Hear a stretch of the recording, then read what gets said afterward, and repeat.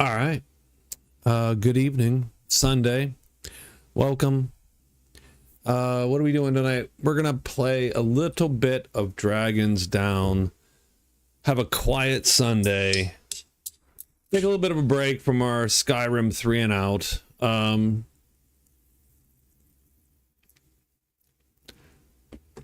Drinking some sparkling water. It's not great, but we're drinking it. Okay, let's talk about where we're at. You can see the scoreboard up top. First two parts of this game are have been recorded, and they're on channel. And we're just going to continue this game here. Check out those if you haven't seen the first 12 days. But we're definitely less than halfway through. There's certainly, you can still sort of catch it and see where we're going here with these, even if you have not watched those first two videos. So we have three characters. We have the Gnome Ranger, and in Dragons Down, your character is made up of two cards: your race and your lineage, as they call it, and your class.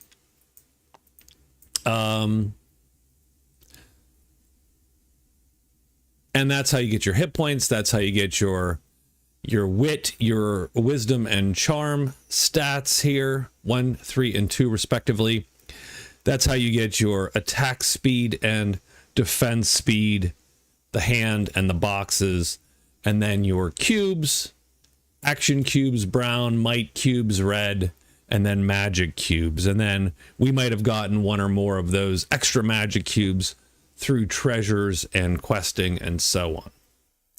The Gnome Ranger's been doing a pretty decent job of killing, and you can see her her trophy room, as it were, right here. A couple wolves, 3 orcs, a giant spider.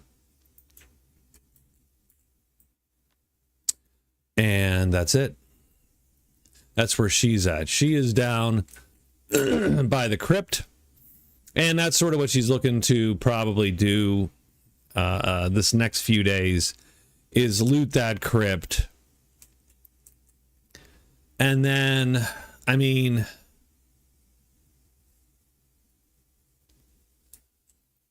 really though, and then maybe if she needs to, make her way down to the outpost to sell. She is currently in first place. You can see that up top, right above me, the scoreboard. And how you can sort of vaguely tell is it's legend points plus fame divided by 10. With the caveats, you can lose your fame when you die. So she has about 9 points total. The Bard has 7. And the Necromancer, because he died, has 0. But he is back. Fitting. Raised from the dead, as it were. So let's talk about the Bard. The Bard is right here, up in town. A lot of natives up where he is. The Bard is a human Bard, you can see here. So very charming. Okay with wit, okay with wisdom, but very charming. 3 attack speed, 2 defense speed. Lots of little treasures here.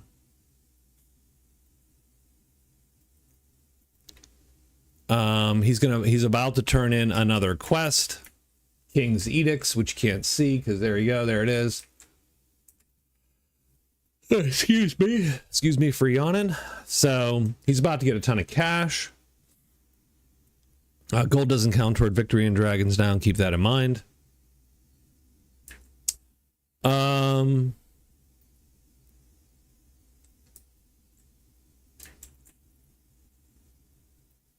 He has hired one of the soldiers, would like to hire maybe a couple more to help clear out down here, because this was where he was looting and he got chased out of there in the first 12 days by this little dragon enclave here that sort of moved in. Finally is our Necromancer. Necromancer has 3 spells, a summoned sword, summoned tentacles, and the ability to traverse through a gate. He has hired villagers to travel with him, frankly, in the hopes that they die. And he can convert them into skeletons. But don't tell the villagers that, please, because they would be upset. We've already tried this and died. I have never yet gotten the Necromancer to the to a good spot yet. Playing him, I played him 2 or 3 times and have sort of blown it each time. I did indeed this time as well. Died early to a single spider, even though I had like 2 or 3 villagers. Like I was like, I gotta be able to take this spider.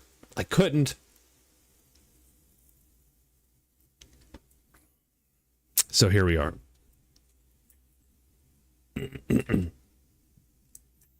We're heading up to the Horde, and we'll see how that goes.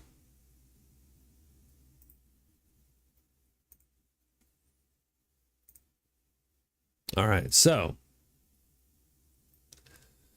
that is our quick overview of sort of where we're going, or what, you know, what our characters were doing the past 12 days.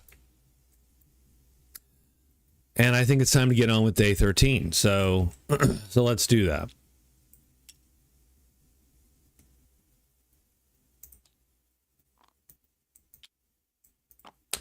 Let me change my scoreboard. Done. Okay. Necromancer is first. So the Necromancer, we're going to take our chance right here, I think. Oh, no, we're not going to take our chance. We're going to...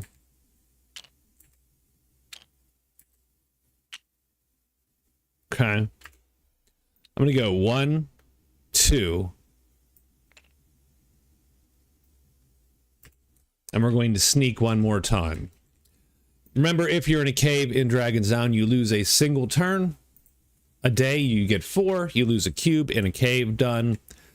And that's what happens to us here. The Ranger. Pretty sure we have found the crypt.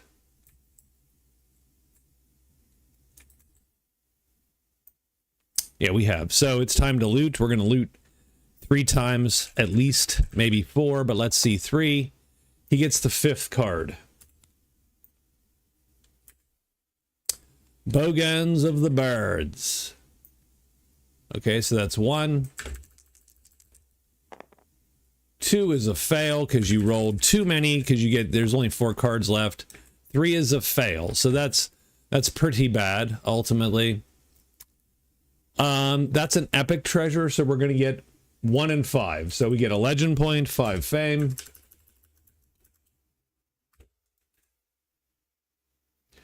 So she's up to about 10 points. And this allows me to fly once, I believe. May fly during combat and for 1 move action each turn.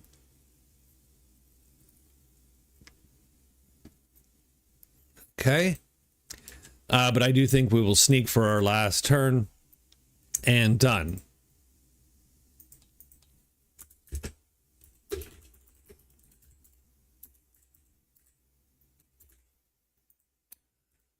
That leaves our Bard. Our Bard is going to trade once to turn the mission in.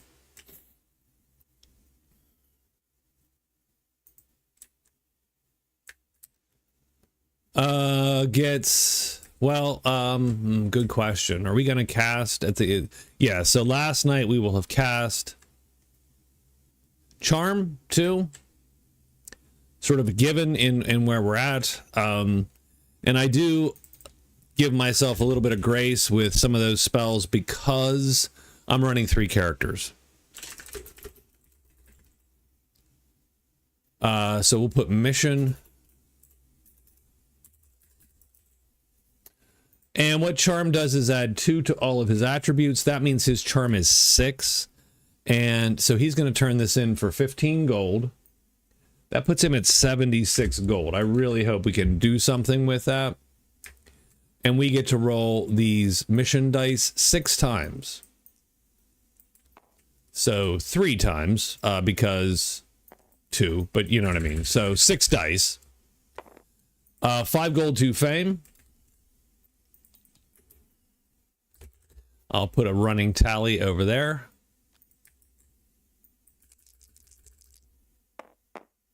$12 more gold, so 17 gold, 2 fame. 24 gold and 4 fame.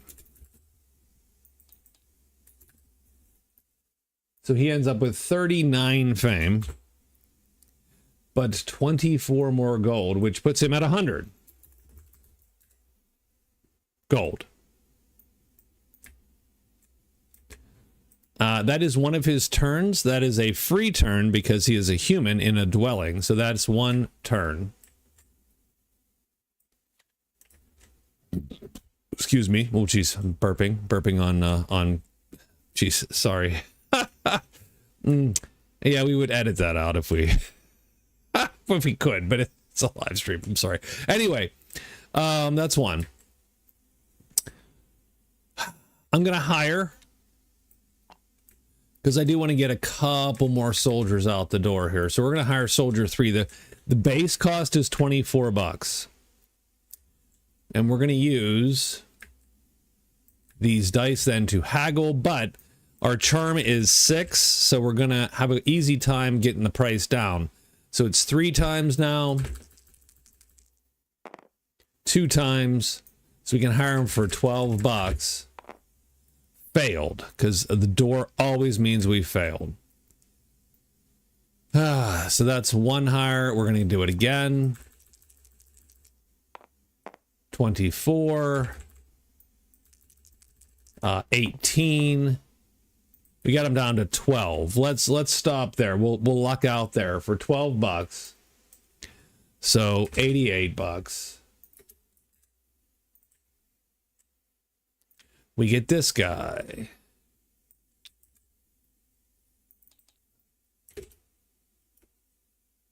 Hire.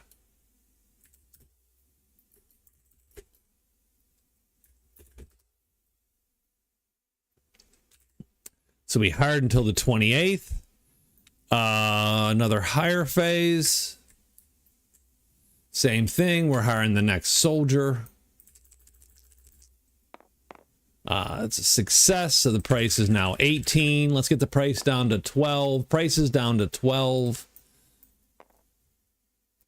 And the reason I'm being a little bit hesitant with these is because I've failed these the past day, or on day 12. I failed like 3 out of 4 hires.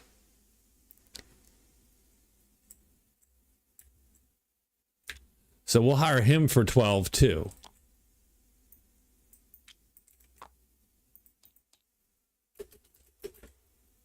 Okay. That does leave us with a sneak, because we have an extra sneak a day, and then 1 more turn to do what we want.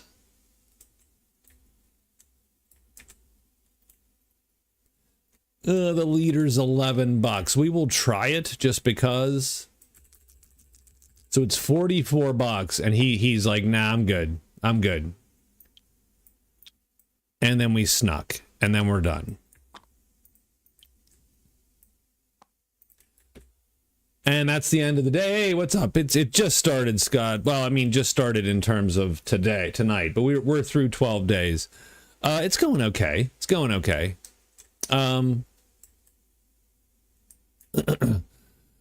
So we're gonna need to roll monsters. And the monsters are gonna retreat if they're not with someone.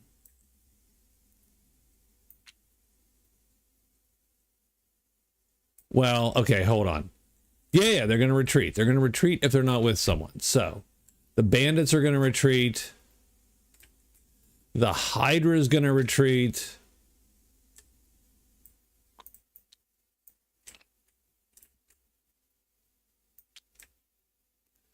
There's a lot of retreating is what I'm saying.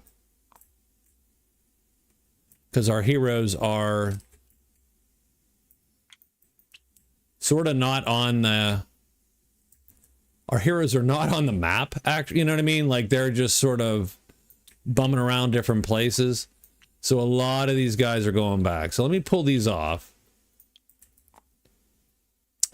What does appear, by the way, is the Lich at the Crypt.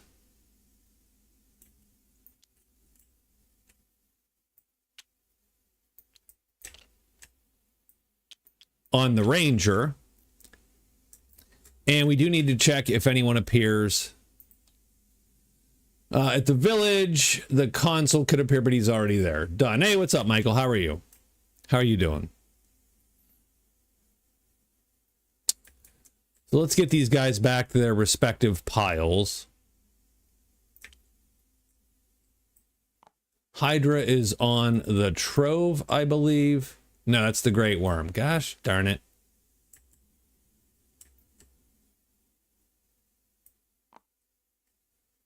Where's our Hydra?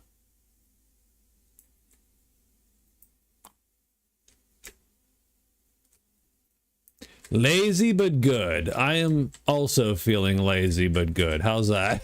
That sounds like a perfect way to be. Well, it's good. Good to see you. Good to see you. Demon back from the altar. The dire wolves. Yep, we got some wolves. Let's drop the dire wolves in their pile.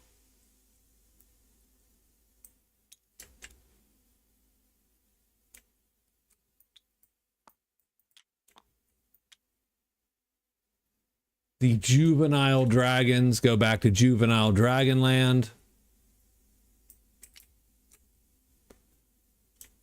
The Great Worm returns to the Trove, I think. These guys are also juvenile dragons. And these are bandits. Okay. So all those monsters disappear. This monster comes out. That's the guy here. This means all the guys on the treasure spots come out, which only have one character out at a treasure spot. Or that's not true. Actually, the Horde draws as well. Oh, and that's the Great Drake. How do the villagers feel about that? Not so good. By the way, not great. So the Ranger has to immediately make a hide check. So she has snuck, so her hide check is with advantage. And she succeeds. All you need is one blank die. So now we move that over to the hidden. She is hidden. She cannot run from the Lich by default. She can run from the Lich if he flips. But she right now is hidden. She has had very good luck killing creatures. So I think she's gonna push that luck. So we're gonna ambush the Lich. So she draws the bow. She has the bow of the hunt. She has a great weapon here. And she is going to play 3 attack, no defense, since the Lich is unaware of her at the moment. She puts 2 might into the bow. We're looking for the Lich to flip. That would be ideal. He does not flip. That means we only equal his defense, so we have to roll equals signs on these 2 hit dice. So we're looking for symbols. We got symbols. That's a hit. And now we roll the missile dice, and we're looking for any 0 or above. And she gets +1. You take the worst, by the way. So how much damage does she do? She does 1 damage, 2 damage, and you'll see 2 sharp. So 2 and 2, which is 4 damage, +1 is 5 damage. That is greater than the Lich's defense stat here, which are health, I should say, which is 4. The Lich is killed in 1 shot. 1 arrow shot through the skull. She gets 14 more fame, bringing her to 80.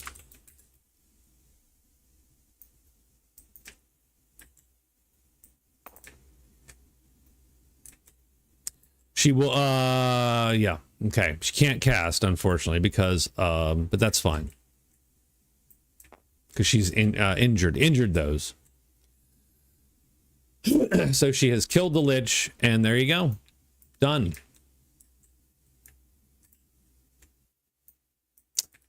The Bard has to roll to see if he pisses off all the natives here. Unlikely chance, but yeah, so he rolls no doors. And since he rolls no doors, he does not piss anybody off. And because he is in town at the end of the day, he gets to roll this die. And he gets 3 fame.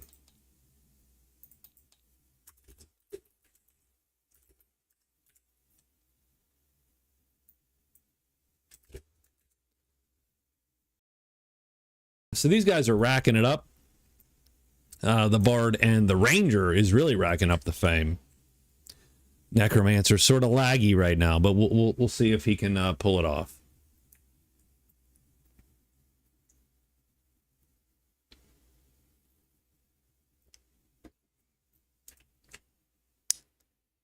All right, let's put these back in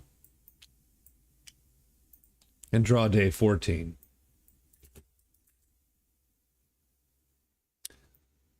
Rangers first. She's going to loot the crypt. We have 4 treasures left, so we're looking for 4s or less. She gets the 4th treasure. That's 1. She gets mithril chainmail. She already had chainmail. Now she's sitting on mithril chainmail. So we're going to strip down, put that stuff on. And that is 1 in 5. She's sort of running away with it here a little bit. That's 1.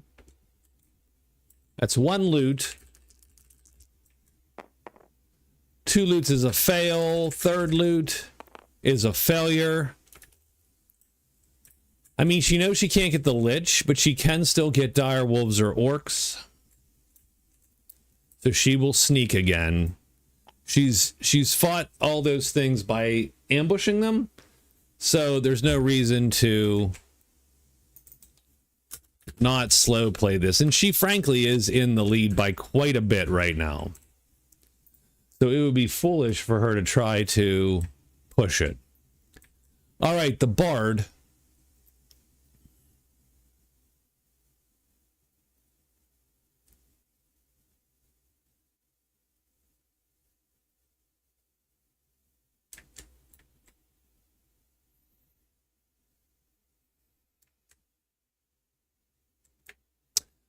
So the Bard is going to use his extra turn, and he gets an extra turn from being a human in a dwelling. Going to use his extra turn to trade. He's going to trade with the Smith. Probably going to draw missions. He's going to take Black Follower. And there's nothing really good in here in this pile. But I did want to get a mission. And since I have an extra phase, I figured I might as well do it. And we'll put another mission on there.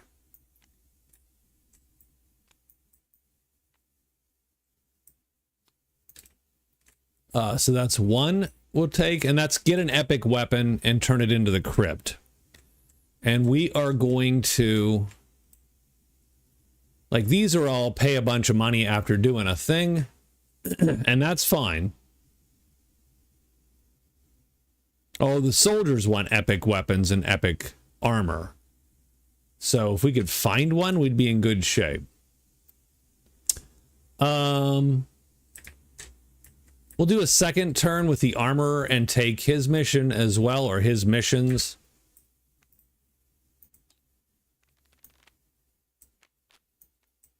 Complete at the watch. Are we at the watch again? Oh my god. Now, I don't know if these, so I don't know if these missions are supposed to be like these missions, where if you're already there, you have to discard it and take a new one. I've said no before.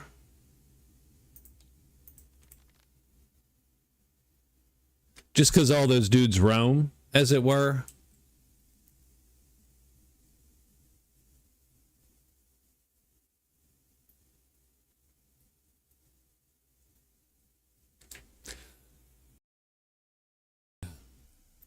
I mean, it is a little silly to be able to pick a mission up and then turn it in. I actually want to move on, frankly. Like, I could take this mission now, spend another phase, and then get $15. And that's sort of, I don't know. I don't know how I feel about that. I don't know about the actual rules with that, so I will stick with going with it for now. Again, he has no gear that I want.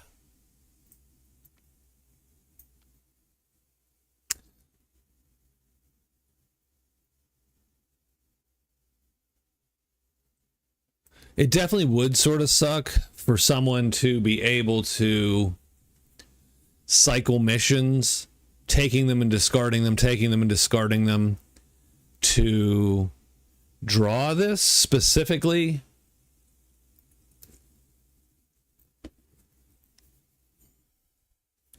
So how about this? We will say that we have to discard it and draw a new one.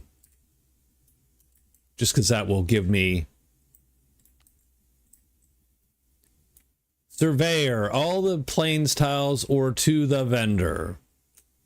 I'll take that one for now.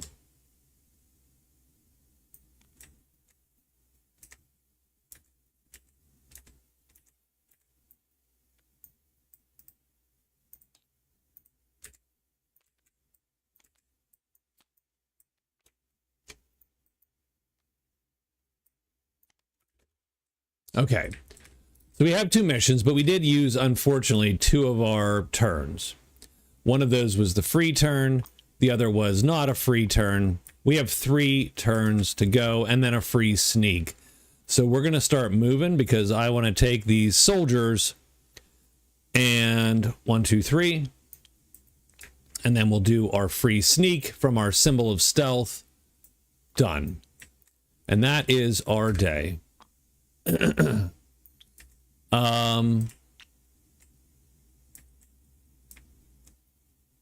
Oh, and we didn't do the Necromancer, darn it. Okay.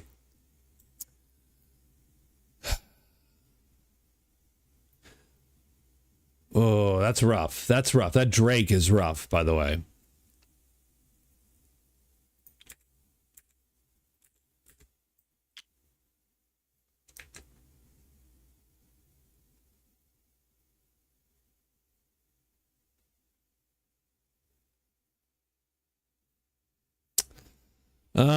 That's a good question. Do we even chance this? This guy is tough. We have 2 villagers as our buddies. Like that, they're gonna die. Now, mind you, that could be good. We don't mind getting our villagers killed because they become skeletons, which are slightly more powerful than villagers. But the chance of not making it is high. This guy is no joke. And I mean, we do have the sword. Sword's sort of tough. Sort of good attack. But we don't have a good way to one-shot the Great Drake. Like that is a multiple hit. Like our guys are gonna have to hit. We're gonna have to get lucky and hit. And a lot of chance for him to just fireball everybody and kill everybody.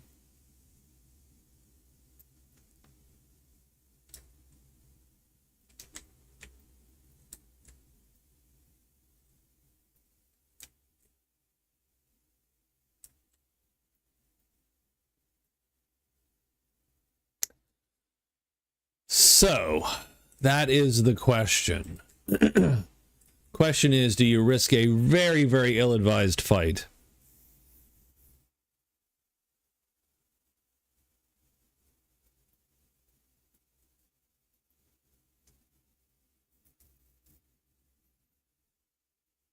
I'm going to say no. I'm going to say no. No, we cannot risk that ill-advised fight. So we're going to move 1.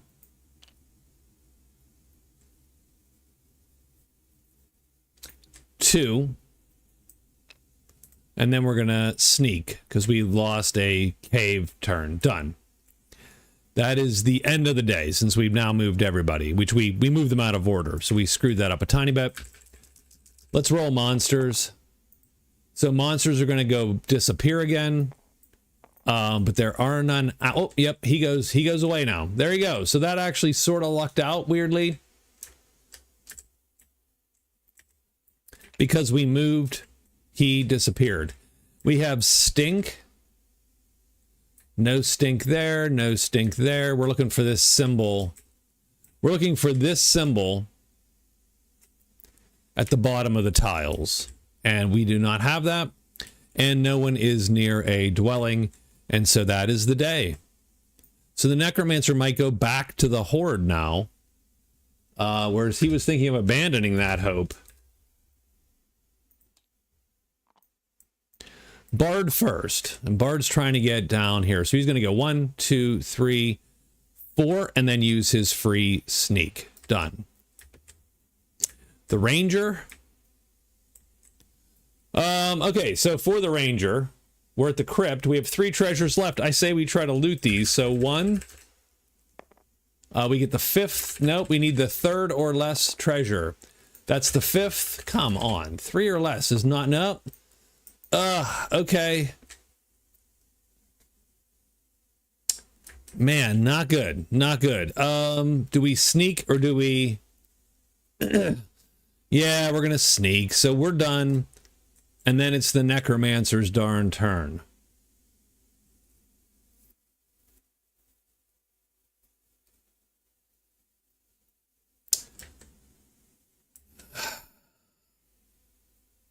Yeah, I'm going to go 1, 2, sneak, done. And roll monsters. We get planes, we get orcs. I can tell you right now who's going to pop lots of crap. Planes gets 2 wolves here. Well, 2 wolves in 2. Which is not quite where we're at. So we're playing with roaming monsters. So the monsters, the first set of monsters, the white dice, do not draw monsters directly to your tile, to your clearing. They draw monsters to the numbered clearing that you get on the die, which in this case is 2. So these monsters wander there. Now, they can still wander on top of you. They can roam. The orcs do, however, appear on top of her. And so we get 4 of them.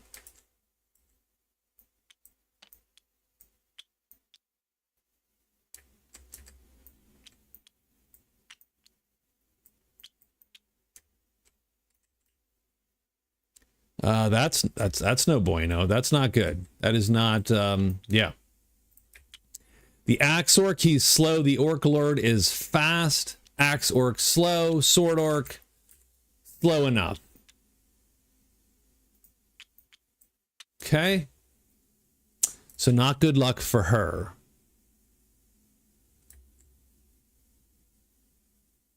I don't think anyone else draws monsters. First thing is the Ranger hidden? She is not hidden. She fails it. So now she is stuck in a pretty ugly fight. She can't run because this Orc Lord holds her in place.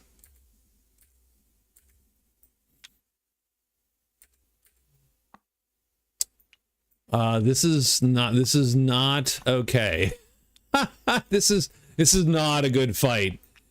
All of a sudden, all of that like goodness looks like it might go out the window here. So she's gonna have to play this pretty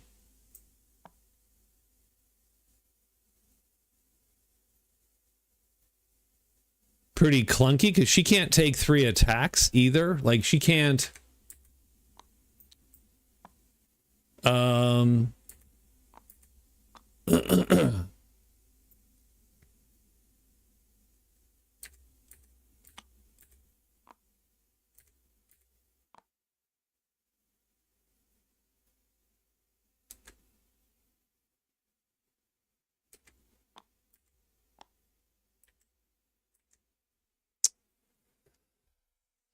So if he flips, what's his speed? His defense speed is 1.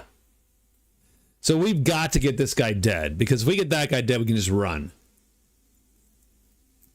Which is, I think, what we would do.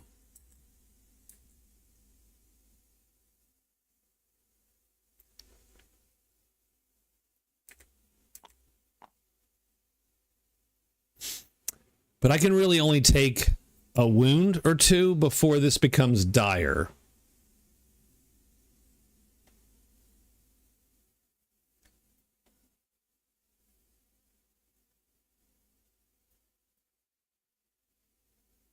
I think we play like this. We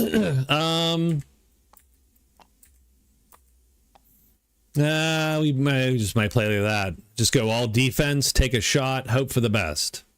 All right. I don't like it, but this is where we're at.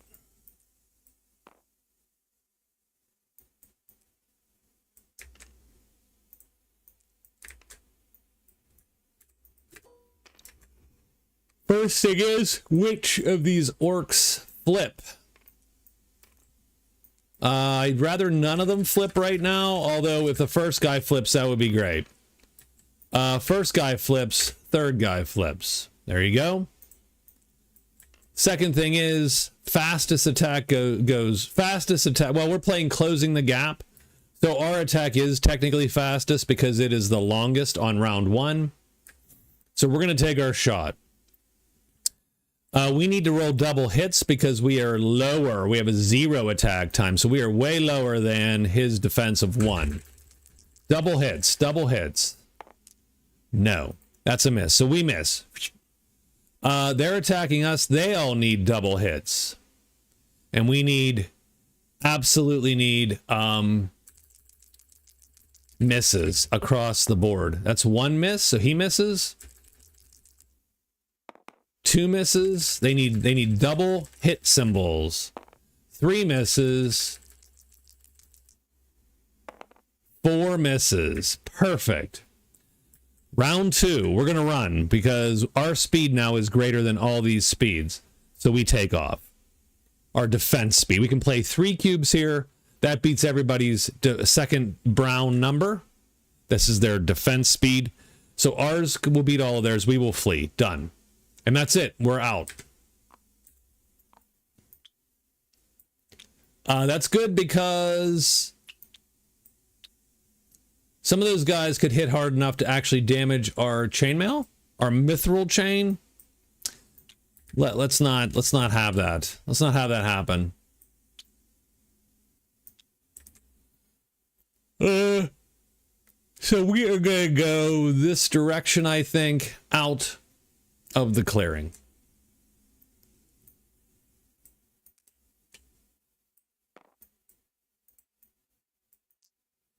So a close call for our our gal, but she does manage to survive it.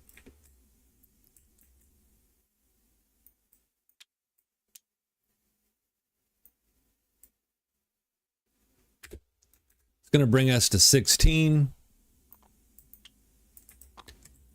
Bard is first. What's left in the trove? Only 3.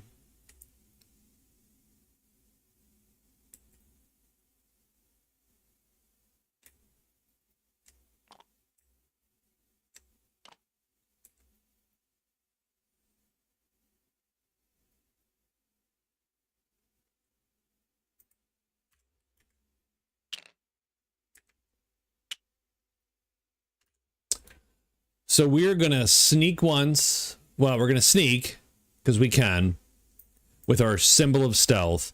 I'm going to use 3 and enchant the tile with gold.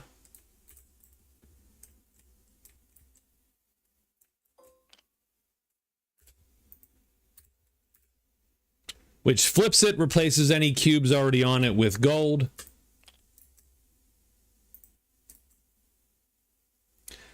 That just opens the path to get to the grotto easier. But that doesn't leave us with a lot of turns. We have 1 left. We're going to alert just in case we have to fight. Done.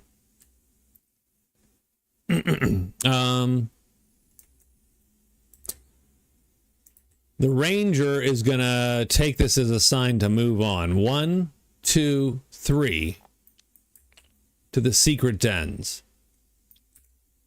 And she gets an item for her trouble. An iron helm. Oops.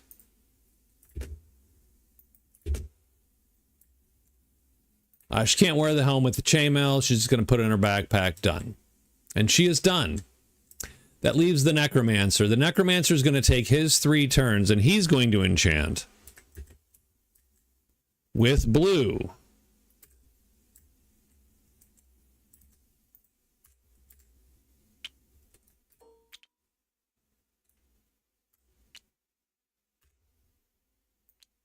Because he needs that blue magic in there. So he is done.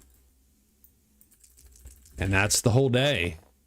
And we get forests, which we're not in. Nope. We get carrion. No, that's not carrion. That's not carrion. That's not carrion. We are done with the day. Some of these days go quick. Like, you can burn through days. When nothing shows up and you're not buying and selling and there's no combats, you can burn through days pretty darn quick. We're going to go 1, 2, 3.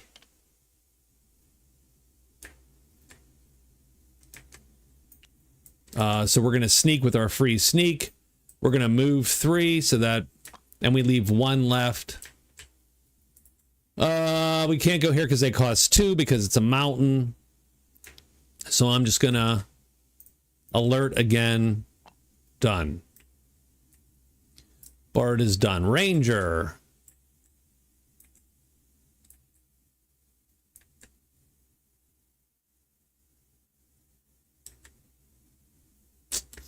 She's gonna go 1. And it's a sight. It's the chamber in 1. Man, she is lucking out there. So she's got, she used 1 turn. She's going to search. You know what? And she is going to rest 1, and then she will sneak. Oh, she can't rest 1. That's not how you rest. Done. You need 2 rests to get 1 back. So I tell you what, she's gonna move 1, get that sight up, and then she is going to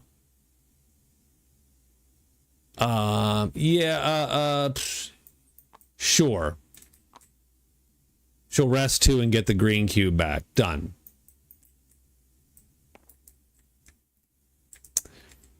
Necromancer is going to search 3 damn times. He needs to have some luck. He has not had any luck this game at all. So let's give him luck now. That's 1, 2. Oh, come on. 3.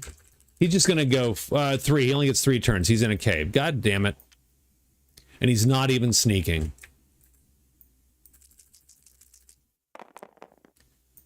The plains will draw. Do we have any plains? No, we're in the woods and stink. So she gets nothing. He gets nothing because he's in caves and stink. He's in mountains and scratches. Done. Yeah, as I said, the Necromancer has had no luck at all. All right, Bard. Bard's going to go 1, 2, 3, 4, and hide. Or sneak, I should say, with his turns. The Ranger is going to... So she casts that night, her search spell. This is her first turn searching. And she will re-roll it with her spell. There you go. Second turn searching. Done. She has found that place. What is it? The chamber.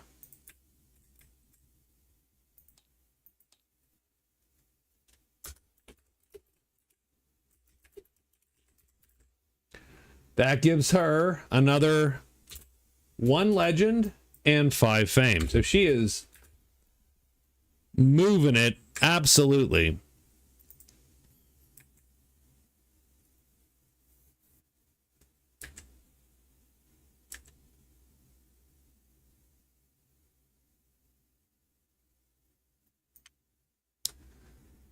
Was that her second or third roll? I don't know for sure. She's gonna sneak. So there you go.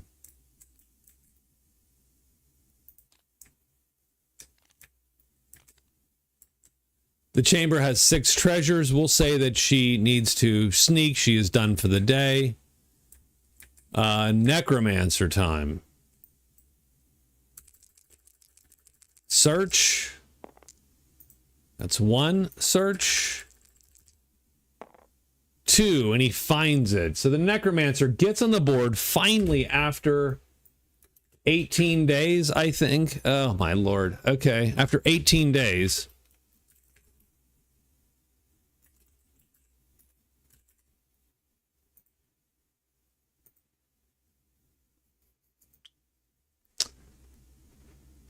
And he'll sneak once because he doesn't want to ruin that vibe of actually getting some luck here. So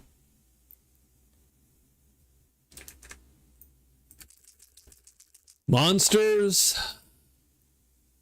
The planes are going to draw and Carrion is going to draw. No one's in planes. We got 2 people in Stink and 1 person in Claws. So no one's in Carrion. So we are safe again today. And it is day 19. And the Necromancer is ready to go. So the Necromancer is going to loot the Horde.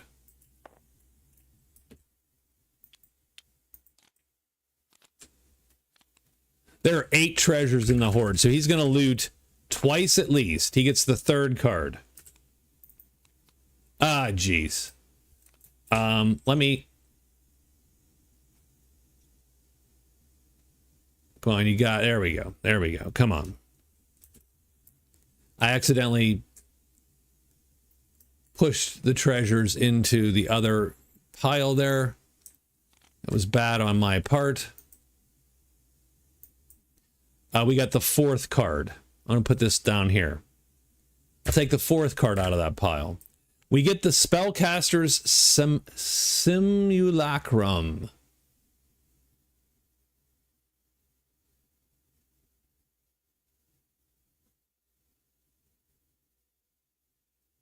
So, first thing is, we pull this token, and we put it here. We do not have to touch this.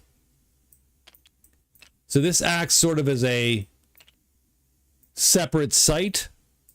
So this is one of the legends in Natives and Legends. If we do choose, so we immediately shuffle.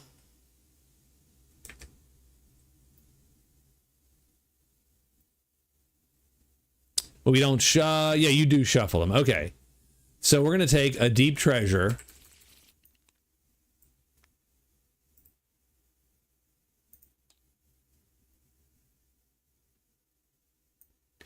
The Eternum, and the Arcane Sword. So the Arcane Sword, you can see, you can play a Magic Cube as a Might Cube, sort of neat. The Eternum Grimoire. When equipped, the player subjects one of their hero's healthy Magic Cubes, selects, and replaces it with another Magic Cube. During the alert action, you can change the transform cube to any magic colored cube. Oh, okay.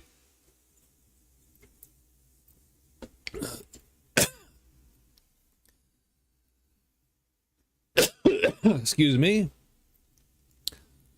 Okay, so we're going to flip these over. Choke.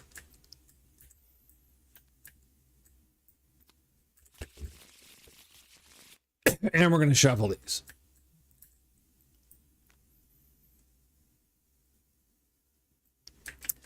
So that is our first loot, and we just find this thing. We do get a curse if we roll a 5. That's that's the key. We're just gonna go with the Horde though for now. We get the 4th card again. Potion of Maneuver adds a brown cube.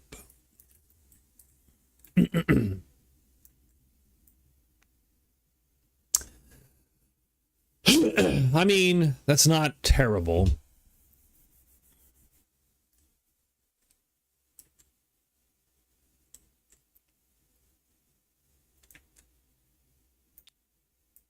We have to decide whether we sneak or not. I need to walk away for 1 second.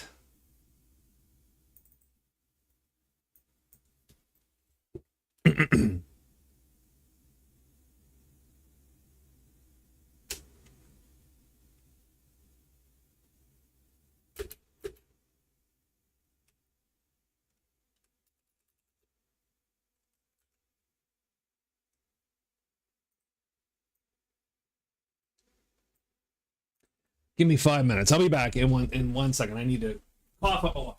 Hold on.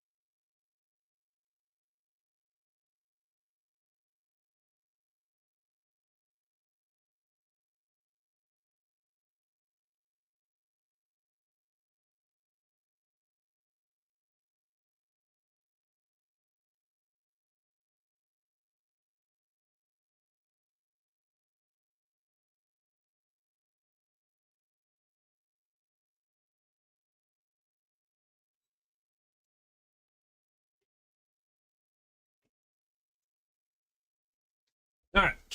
Sorry about that. A little choking, no big deal. You know, just a little. I just had to work that out.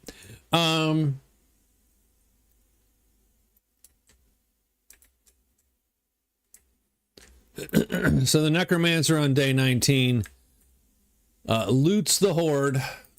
Let's put that down here for them. So he looted the Horde, but the rest of the characters need to go. Now, a little bit of, what do you want to say? A little bit of sparkling water down the wrong pipe.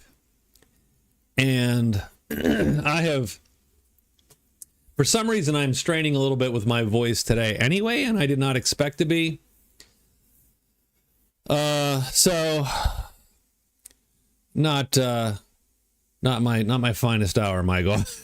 But that's fine. We'll make it through here. So the Ranger is next.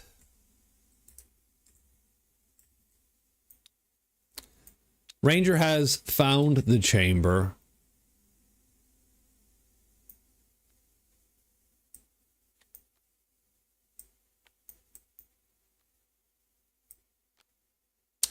Now we can loot the chamber. So the Ranger is going to loot 2 or 3 times for sure, right? No reason not to. 1. That looks like the 5th. She gets the Mist Stone, so that means she can turn to Vapor form once as an item. 3rd card is the Bejeweled Helm. 3rd loot. It is the 1st, the top card. The Spear of Destiny. No, Spear of Piercing. Essentially the melee equivalent of her bow.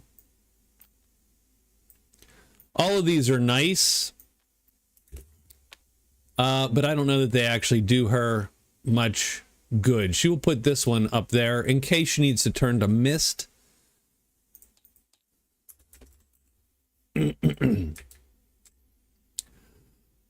Yeah, I'm still a little bit, yeah. Still a little bit clunky, as you can tell. Our dude here, our bard, is going to 1-2 walk up into the grotto. We get 2 times to potentially search for it. It's 1, 2. We do not find it, and we use our sneak, our free sneak, to sneak, and we are done. And that is day 19.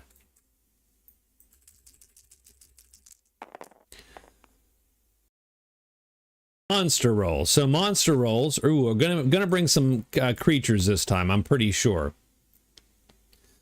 So the first thing we have is the mountains, and we do have a guy in the mountains. He is going to draw 3 juvenile dragons in 4.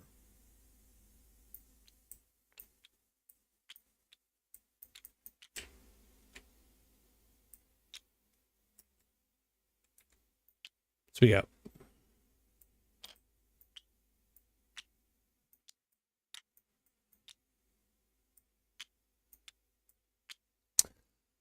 We do need, I'll tell you what we need, strangely enough. We need cleanup points around the board here. For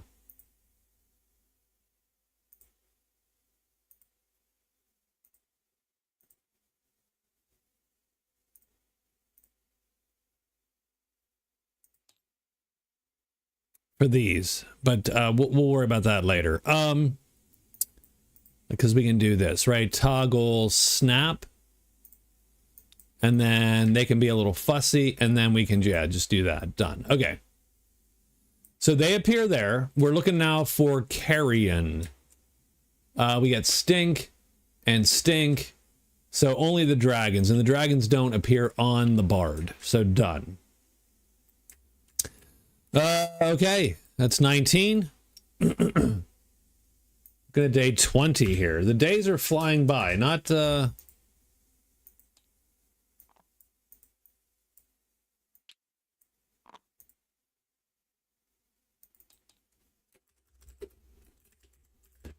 we did loot the chamber.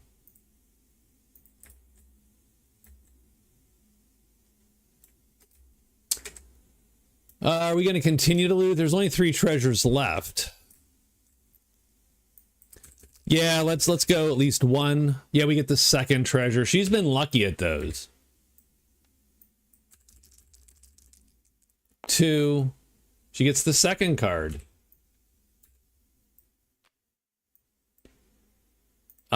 And now drawing that last card is mostly gonna get point. Gonna put it down here for now. Okay. So those are 2 turns. that she is looted.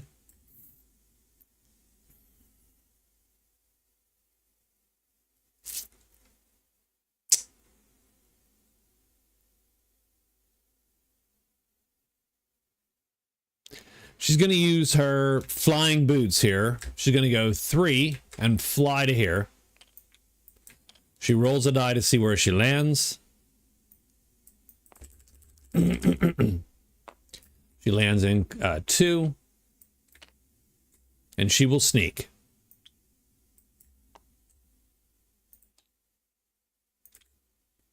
And she gets the encampment.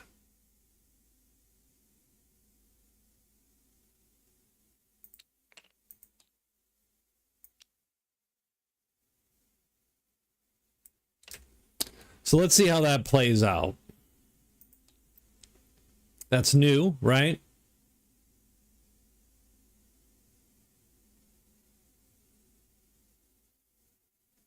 Let's see.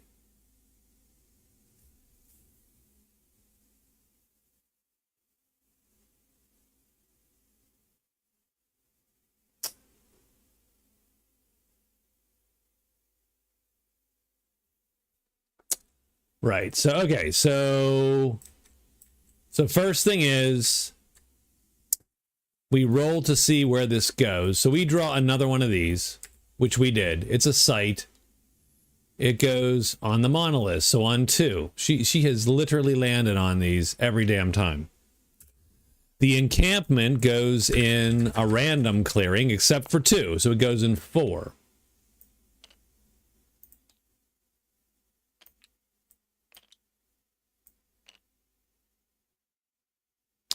Oh, I see. So it put it for us. You know what? That's fine. Well, I assume it rolled that randomly. So let's do it. And then we get the civilization tiles. Done. Empty and the vendor.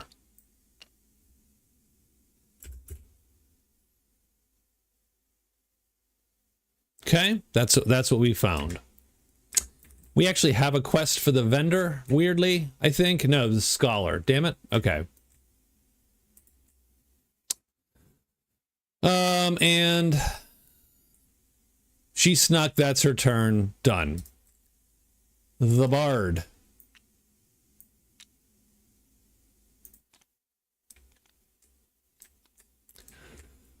The bard has yet to find the grotto. We're going to sneak with our free sneak. Search once. Twice. Done. Grotto is found.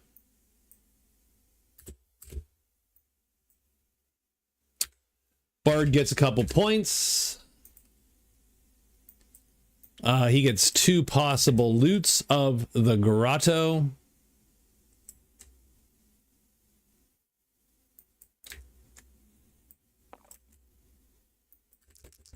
We'll go once. He gets the 5th card. Yay.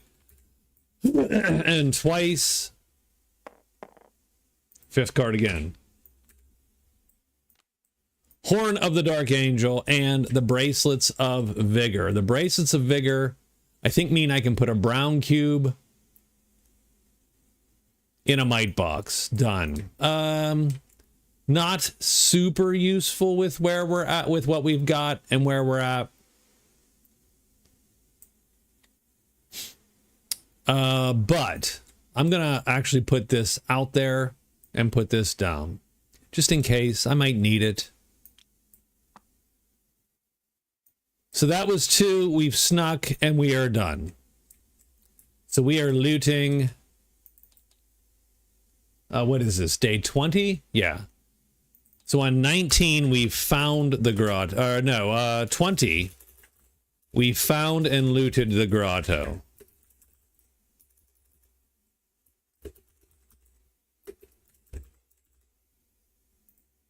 So done. Necromancer.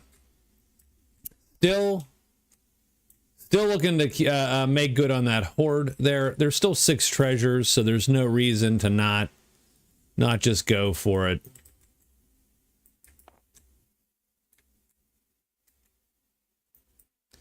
So we're going to roll once.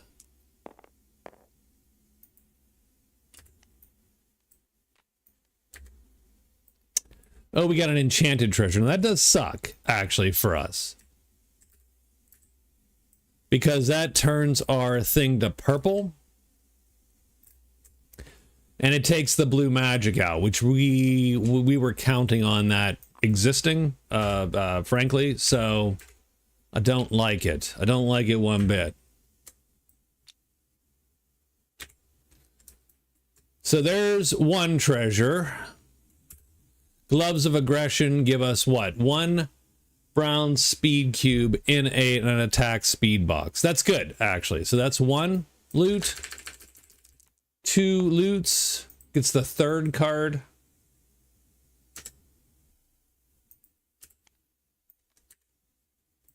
Oh, he gets the Statue of the Templar.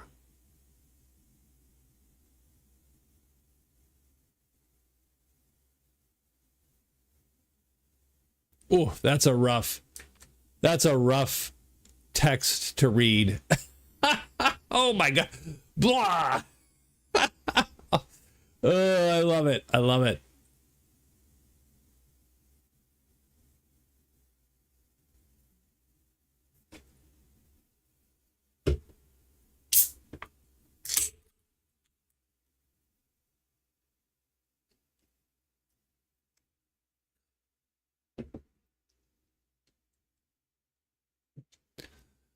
So let's grab the token.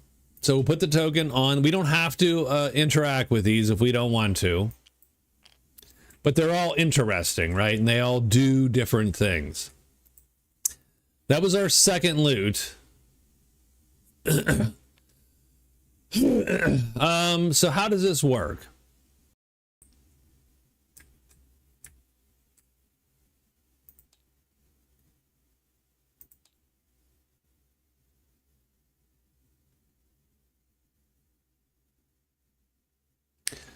Statue of the Templar may attempt to awaken the statue during their turn. Roll 2 haggle dice. If you get 2 closed doors, you get attacked. During the combat phase, right? If you get 1 closed door, you get a curse. If you roll higher than your charisma, your attempt fails. If you roll lower than or equal to charisma, you succeed. When you succeed once, flip it and put white and green cubes on it. And if you succeed again, you get the statue as your buddy. So, our charisma is 3. That's actually not the worst. And the statue doesn't suck. It's a pretty solid guy there. If I could find him, that'd be great. If only. There it is.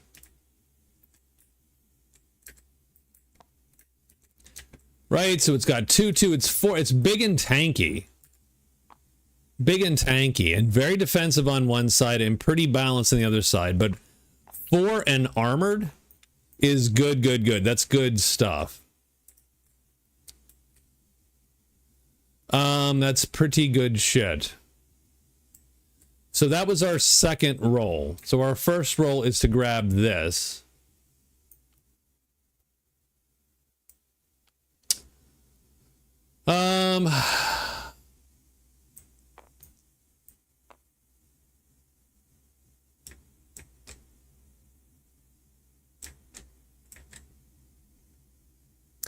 So I'm actually going to loot this bad boy for my third roll. So I need a 3 or less, and I need to not roll a 5. We get a 1. So we actually draw the top treasure off of this thing. And we get the Eternium Grimoire. Or Elernium? Eternium. Eternum. Nope, Eum. Okay, got it. Okay. So I can take any one of my cubes. I'm going to take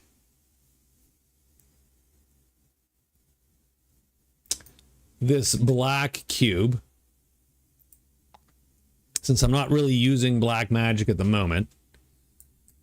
And I will turn it to a blue cube for the moment, because that does me a little more good. Okay. So I'll put the black cube just right on there. And it is actually blue. And with an alert phase, I can flip that to any color I want, which is sort of cool. So that's my third turn. We've looted that. We do get another 5 and 1 point. So we're actually up to 3 points. We're still way behind. I mean, right? You can, we should probably put like sort of almost a total up there. But the total right now is 15 to 9.7 to 3. So we are indeed behind.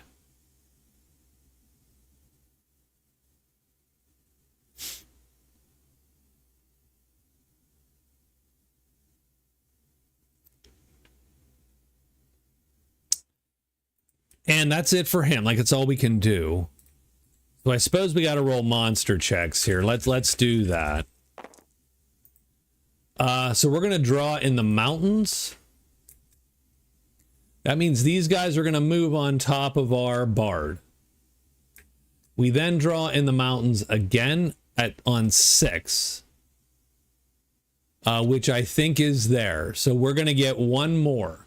So they call their buddies. And wow, we've got just a not cool gang tackle on our bard here. And that's it. That's all that appears. Okay, let's see if the bard lives through this.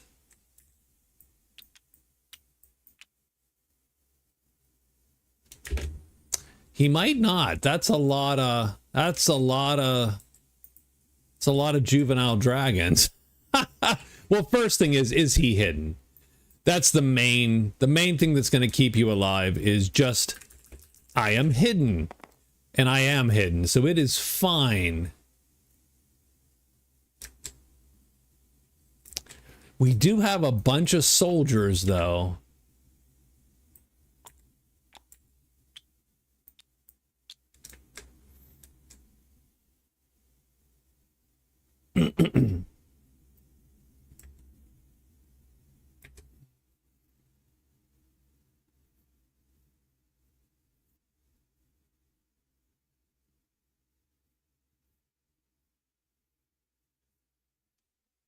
We do have a bunch of soldiers. But they're not guaranteed. The soldiers aren't guaranteed to be the ones that take the attacks necessarily, right? I mean, that's sort of the danger there. So I do assume. So let's look up natives in combat real quick. Natives in combat. Hidden natives? No, we don't have range. Well, I mean, maybe they do have range. Does anybody have ranged? Let's see. Are any of these guys ranged guys? This guy's a ranged guy. So we could ambush with him, strangely enough. Like, he can literally shoot these dudes down and we can hide. So that might be something we can do. So we're going to start thinking with that in mind.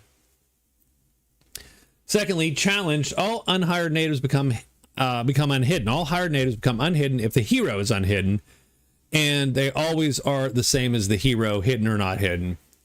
They're heroes for combat purposes, and monsters might challenge them.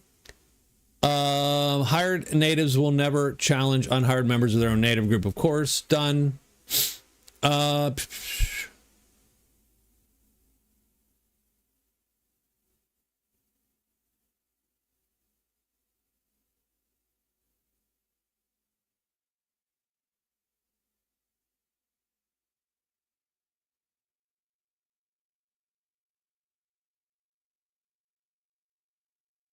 So, okay, so it feels like they have a chance, that these dragons have a chance to also target my guys, which is fine. So let's quickly look here. Challenge. In player order, hidden heroes may choose to become unhidden. Then each monster challenges a random unhidden hero or monster controlled by a hero in the clearing. Multiple monsters may challenge blah, blah, blah. Right? Yeah, okay. All right. Except monsters do challenge hired natives. So, oh, this is a fascinating fight. And you know, maybe we do need to sort of take a little bit of a risk here, because all of a sudden 40 fame, which is what this clearing represents, would be a huge jump for the bard in points. And he would be close, not tied with, but at least close to the ranger. So what we're going to do is we are going to ambush with this hero first. And she will shoot, or he will shoot this guy on this side, that guy first. And I know, I mean, it seems it's probably unlikely.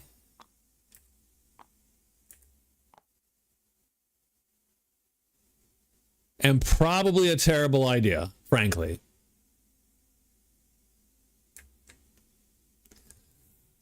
Only because of how, like, only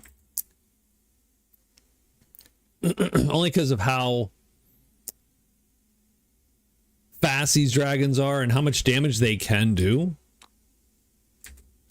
Because they can definitely hit these soldiers and gut them. Ranger. The ranger's kicking ass is the issue.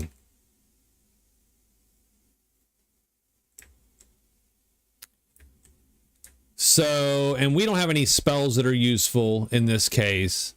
And we've only got the short sword.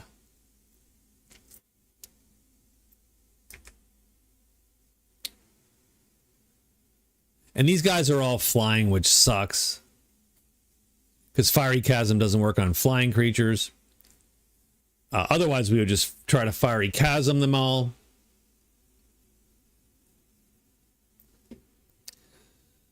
So, I mean, I think we could just, on the other hand, we could just walk out of here.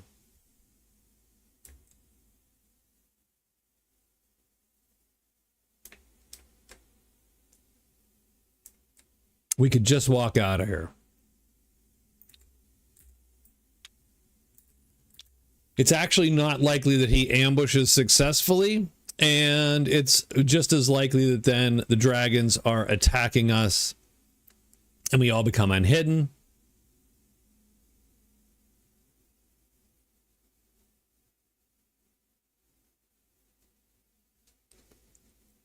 And I can take a couple hits. The bard can take a couple hits, but his soldiers will, you know, could be gutted pretty easily by these dragons. So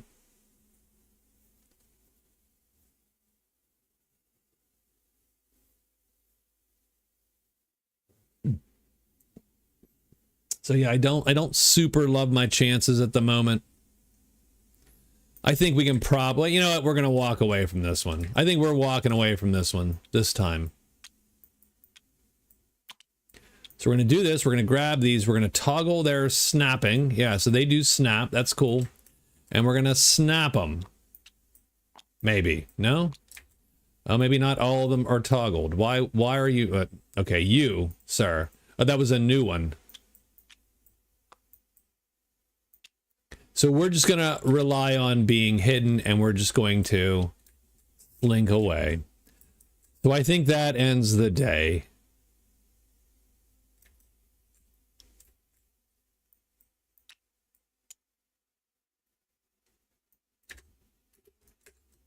Womp womp. That ends the day. That ends the day. That does make the grotto... It's persona non grata. No. Anyway.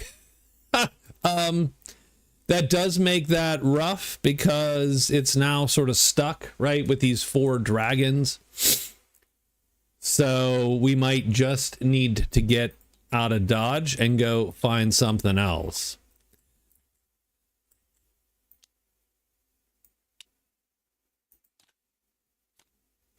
But of course, she's found the damn monolith. Well, she hasn't found it yet, but she is searching for it on day 21.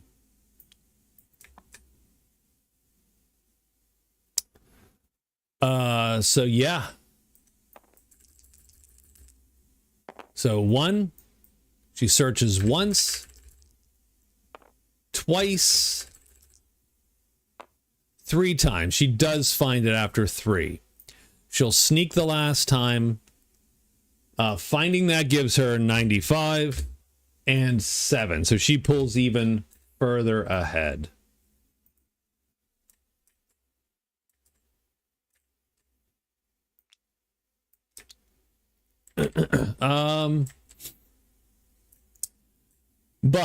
But I will say,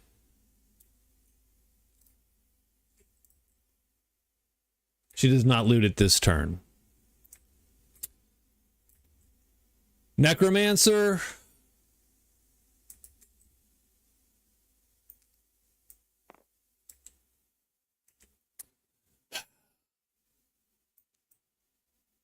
We're going to loot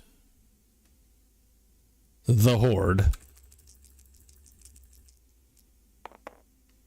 That's the 4th card in that deck. It's the Orb of Far Sight. We will obviously show it to get the points. 5 and 3. So 15 and 3. 3rd treasure. We get the 2nd card. We get the Ring of the Magi. Easier to enchant. That's actually good. So that's our 2nd roll.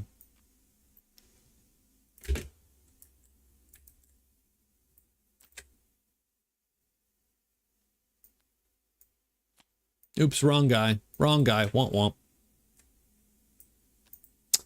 I do like the Gloves of Aggression, so we're going to leave those on momentarily.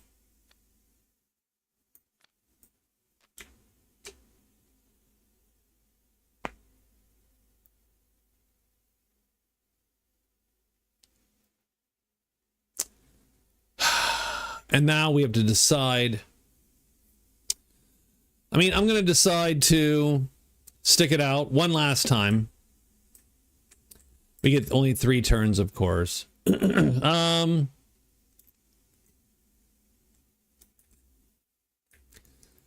we'll go. We're gonna loot the spellcaster's spot there, and we get the we get a curse.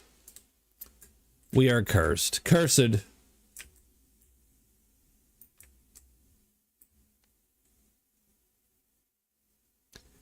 And that gives us a little bit of, yeah, it's time to go, right? Because now you're drawing curses. Even odd. We get the even curses. -1 attack speed. Ugh, God. Okay, so literally one of the worst things you possibly can roll there.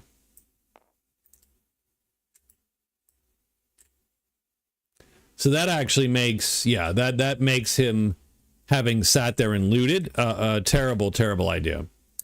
All right, the Bard. The Bard's going to walk 1, 2, 3, and 4. And then he'll sneak because he has a 5th sneak there. And he does get a sight, and it is the Catacombs. And that is the end. And so we're going to draw in the plains. We're in swamps. We're in caves. We're in, where the hell is, we're in swamps and caves, it looks like. And not the plains. Do we have the scratchy bits? Nope, we have bony bits and stink. And we do get who shows up at the encampment with charm. The cell swords.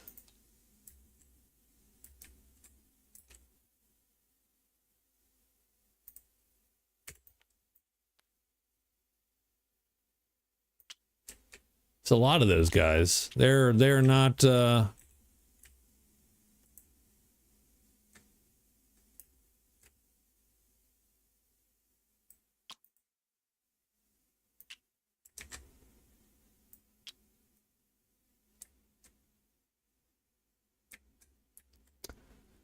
it doesn't look like any fights. We do have another native group. That native group has remove the treasure listed from the game. Take, discard one outlaw token as shown.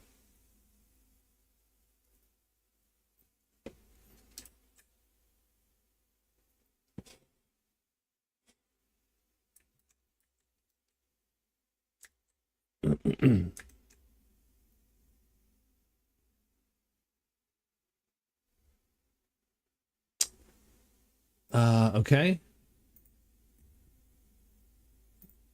Let me get another day starting here. Give me 1 second.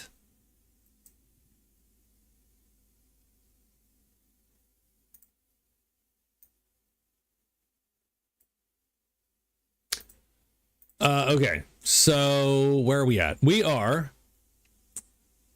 Looks like we're starting day 22.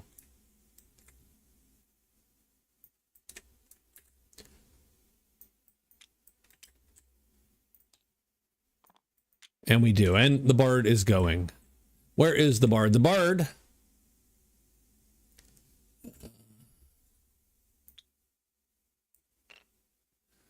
So we're going to keep moving. So the bard's going to go 1, 2, 3. And the bard just makes a discovery there. So 1, 2, 3. Rolls those dice. 3 gold, 5 fame.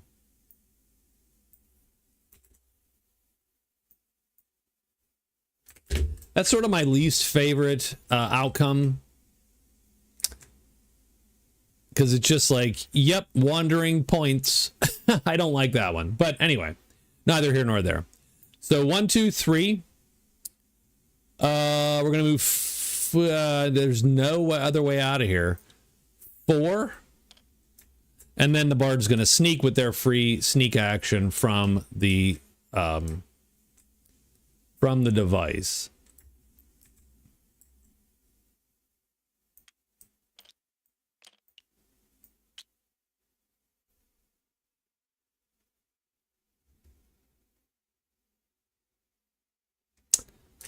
Who's next? I think I deleted. I think I deleted these guys. Where the hell? Yep, I deleted them. I deleted the chits. Well, that was clever. Yoy. Okay. That's fine. It's not a huge deal. Copy, paste. Oh, jeez. Okay.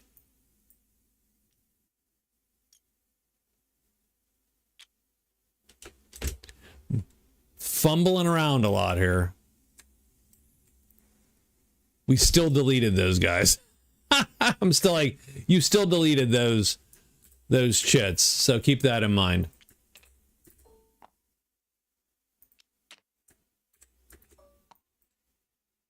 Oh, God. Okay. Well, I tell you what. So the bard did go. Let's do the Necromancer next, just because. So the Necromancer is going to... We're going to approach the statue of the Templar. So we need to roll... Charisma. Nope. So we blew it. That's once. Twice we blow it. And that really all sucks. We're going to go 3 times and just try to get out of here now. So done. And now the Ranger.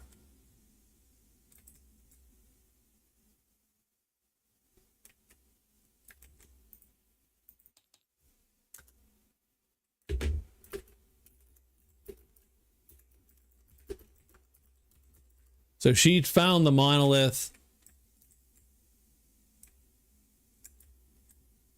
I assume, yeah, so okay, so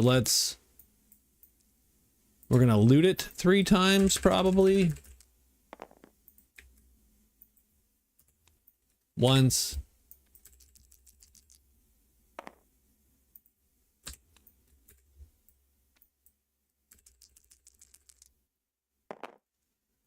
Three times.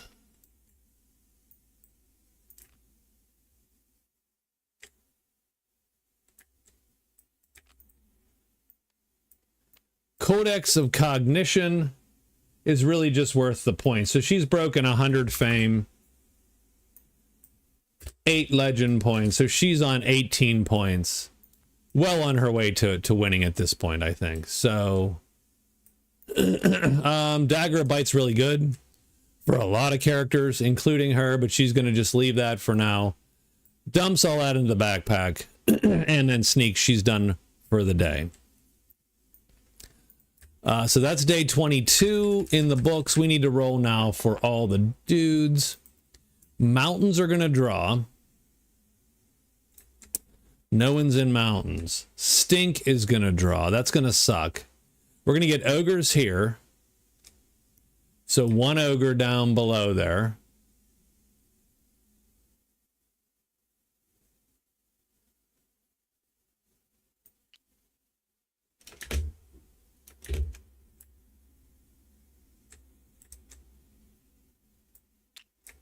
And they do appear on them, so that's the problem.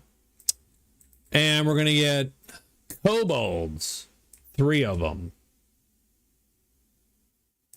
on the Necromancer, which also sucks for the Necromancer. That could be bad. Necromancer's not even hidden. He is foolishly walking.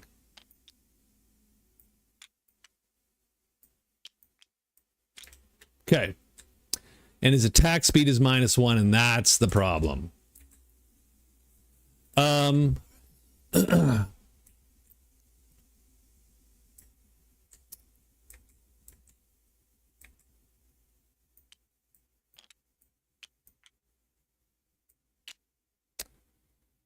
Ranger first is the Ranger hidden.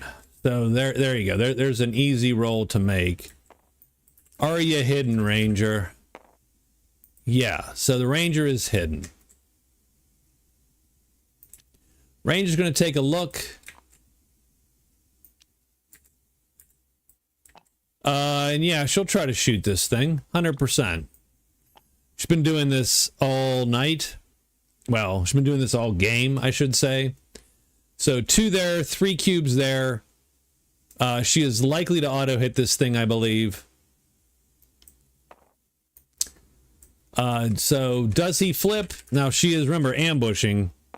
Yep, so, and she does hit because she beats his time. Her 3 brown cubes in attack beat his 2 brown cubes in defense. Ranger is hiding. Absolutely. I should move this when she rolls. Done. We're looking for +2 damage. Wow, okay, so she does 4 and 2 sharp. So that's 6 damage. -1 because the ogre's armored. But his health is only 3. So she guts him. For 11 more fame. So she is rolling in fame. Literally. I don't know how you roll in fame, but she is rolling in it.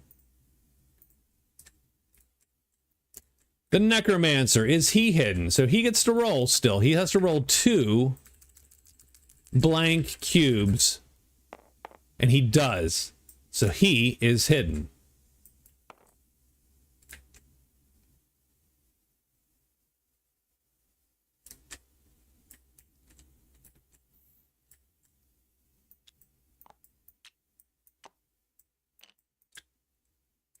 So let's take a look at how bad this might be.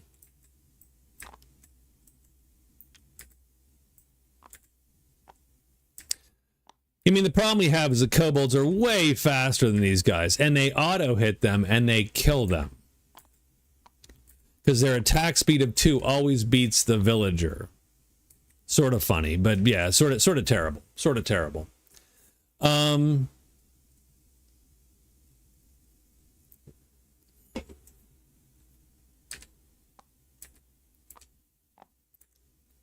So this is an instant loss.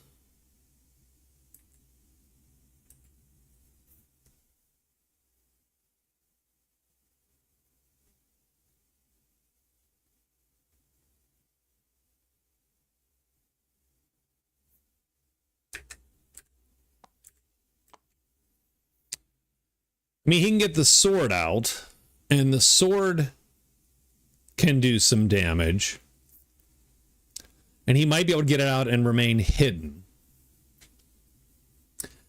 And if I didn't have the malice, the curse, I would certainly consider this.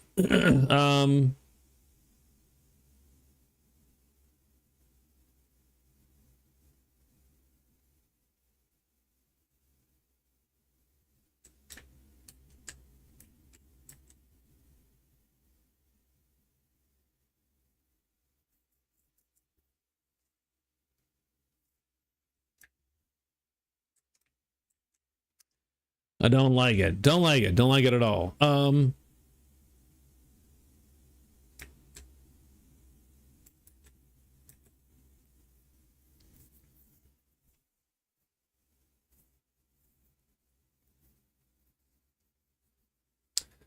Yeah, and my guess is what happens is they gang tackle him, right? Or, you know, 2 of them go on him or something, and then he gets killed.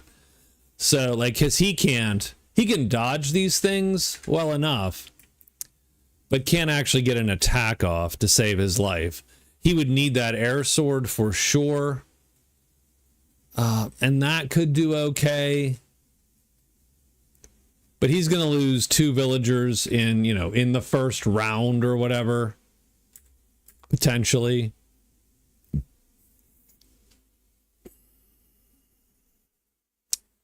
So I think we just walk away from this one too. And that's sad because I do think as I play the Necromancer, I played him 3 times. He has one of the hardest starts. Because it's very hard just for various reasons. One reason is, even though he's a black magic caster, the best black magic spell, attack spell there is, Fiery Chasm, actually works against his power. And his power is to make corpses into skeletons, but not if they get hit with Fiery Chasm, because Fiery Chasm destroys the corpses. Explicitly. So that just makes his life harder.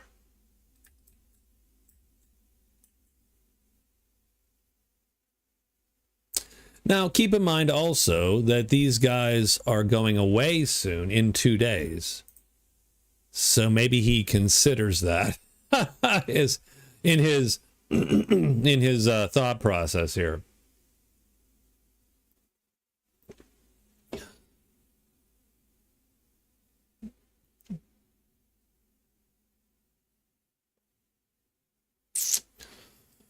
So let's think about this. We could cast Air Sword. We might stay unambushed at that point, like unseen. We could cast Open Gate and possibly push one of them away.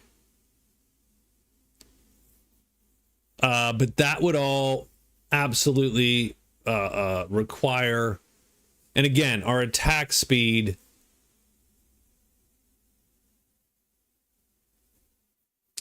is down by 1. Let's, you know what, we're just going to walk away. Done. So that's easy. Let's keep this one pretty simple.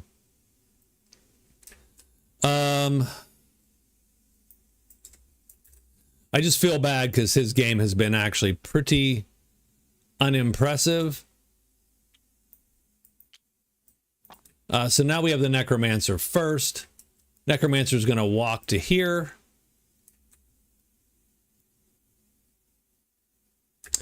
use 3 of his turns to enchant. Or actually, he's going to swap gear. So walk into there, swap some gear.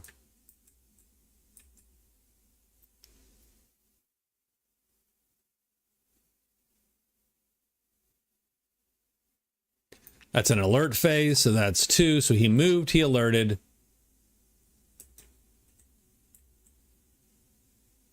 And does that really matter? Yeah, you might as well, right? You might as well. Move, alert. Use his remaining 2 phases to take this, flip it, put a blue cube on it. God damn it. Why can I not grab?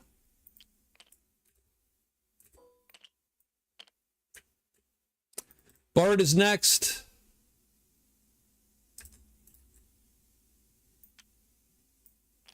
It's like we're going 1-2 into the catacombs here.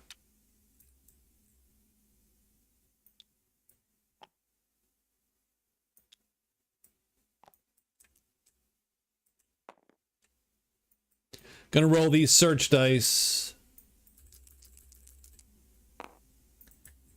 That's his 3rd move. His 4th move is to roll the search dice again, which he does find the place. His 5th move is his auto stealth. So he does get an extra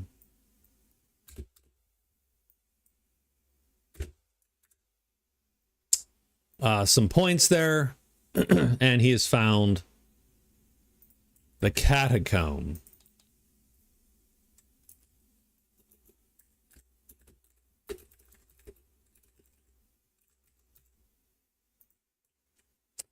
And finally, the ranger.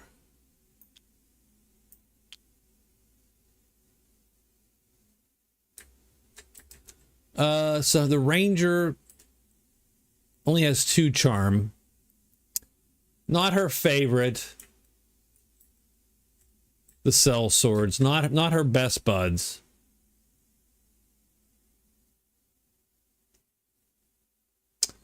She could sell at the vendor, though, and she's got a lot of crap to sell.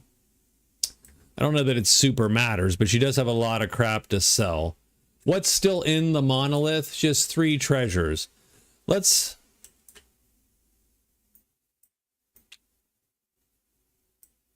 walk in for 1. So that's 1 move. We are going to trade with the vendor.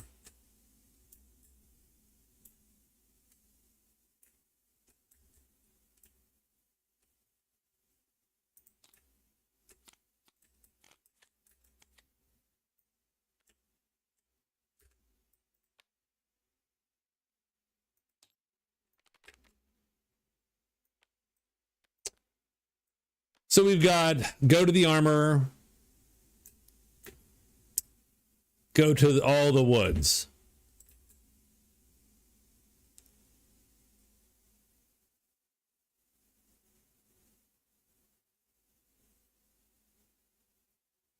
I'm going to drop the books quest. I will pick up go to the armorer.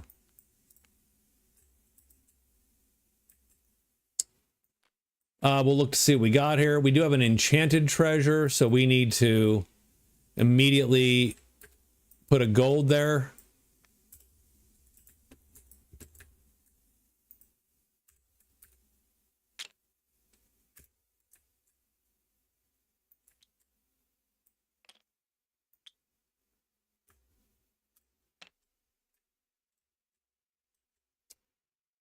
And otherwise... I mean, don't get me wrong, an extra search doesn't suck. I am going to... what's the vendor care about? The vendor cares about charm, and we are not the most charming people. But what we're going to do is I am going to...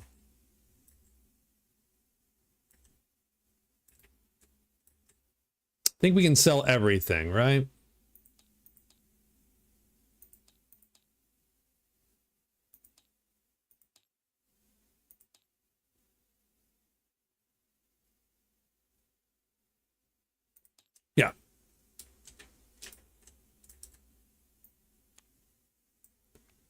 So our trade phase, we look at all the shit, we get our mission. I am going to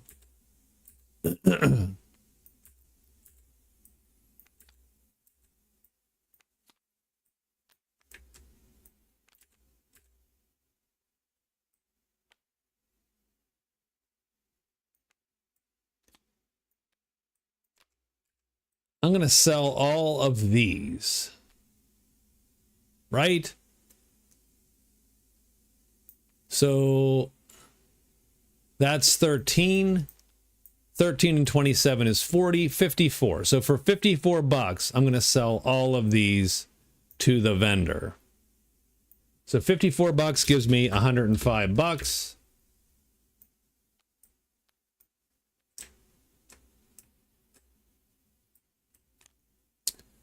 I'm then going to try to buy this guy. And its price is 39, and we're just going to pay it. So it's going to be 40, so we're down to 65, 66 bucks.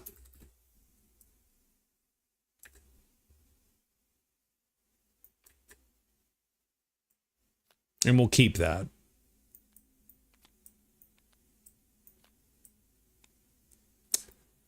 So I think that's our trade phase. So we moved, we traded.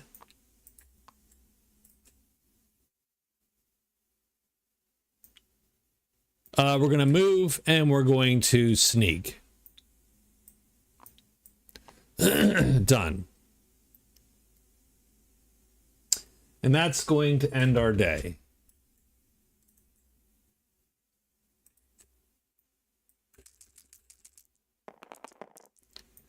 Oh, looks like caves are going to pop.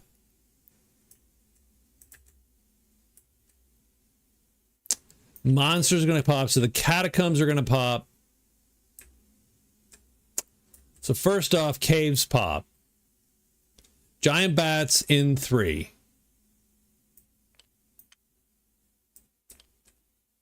So we're going to get 2 giant bats.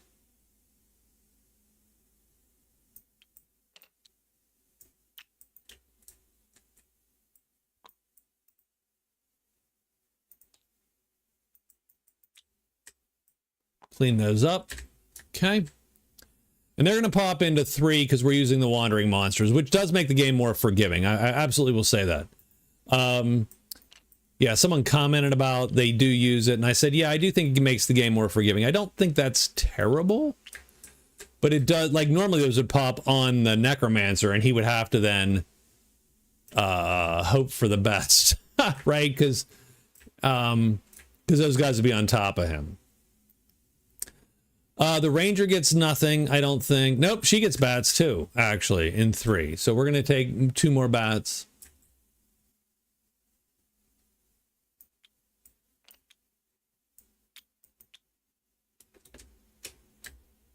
Oops, and put them in the 3. Okay. We then get treasure sites. So the catacombs gets the Death Knight. Ugh, that doesn't sound great.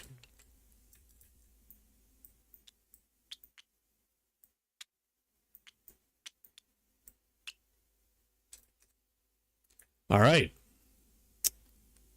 So the only one that has to check is the Bard. Is the Bard... The Bard is hidden. Okay. Okay. Hidden Bard. Let's take a look at this guy. This could be a fight that the Bard takes. Good night, Scott. Yo, work. Ugh, miserable. Miserable. You don't want that.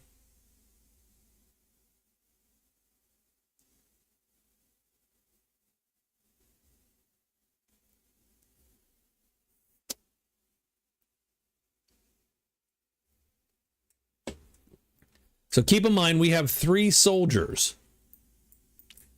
Let's take a look at our 3 soldiers and stack them up against our guy here. So we'd probably go like this. They would have a 25% chance to hit him, each of these guys. Except for this guy, might have a better chance. They would be auto-hit and killed if indeed they were targeted by him. Because his attack speed is going to be faster than them, unless he flips over on this side.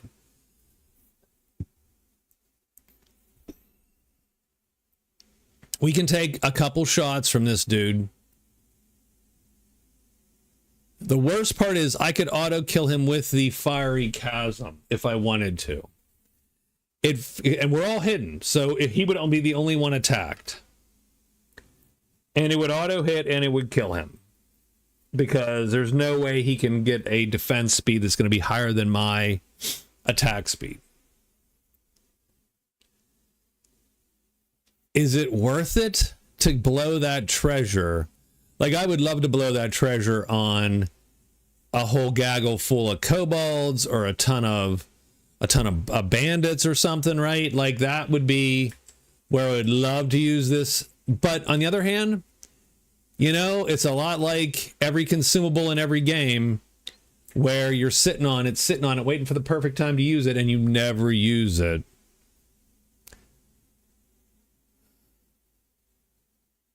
Whereas on the other hand, right now,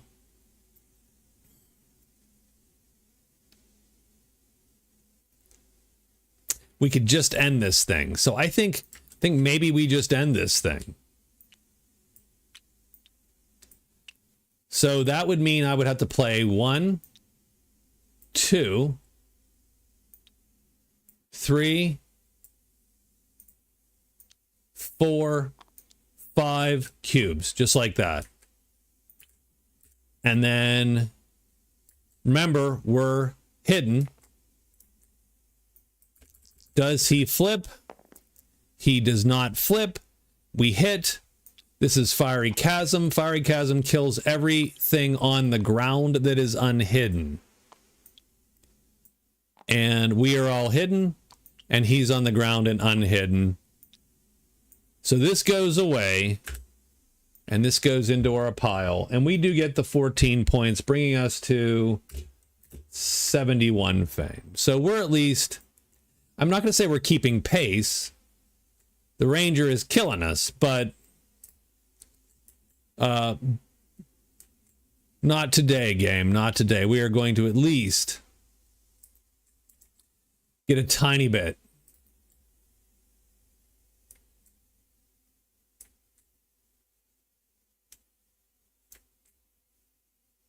What's up, Scott? How are you, sir? Good to see you.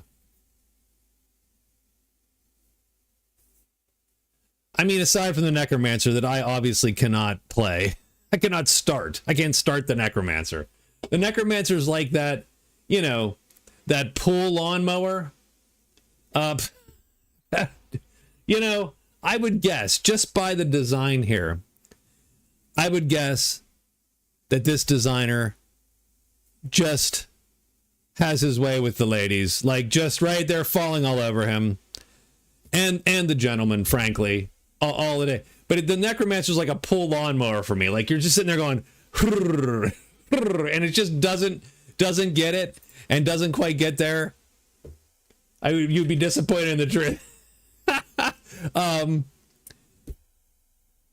You know, and then you play with the damn clutch and you realize you've flooded the damn engine.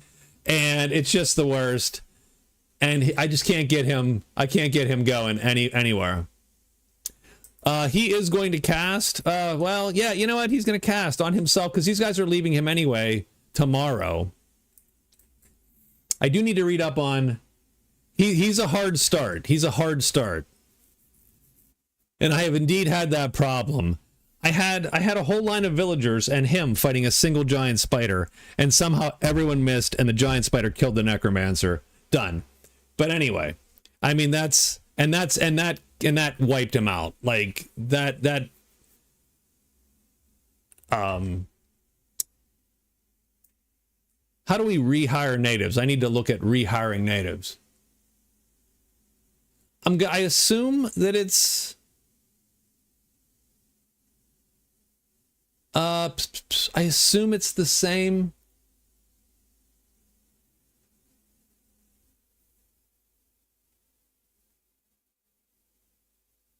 Same as hiring. Okay, yeah.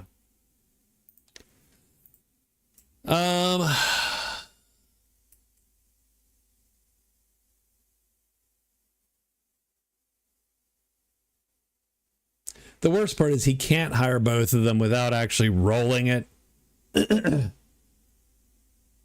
Only a hiring hero may hire a hired native. Right, sure. You can't swipe someone from someone else, just be, you know, right, haha, got it. Yeah, nope, that makes sense. That makes sense.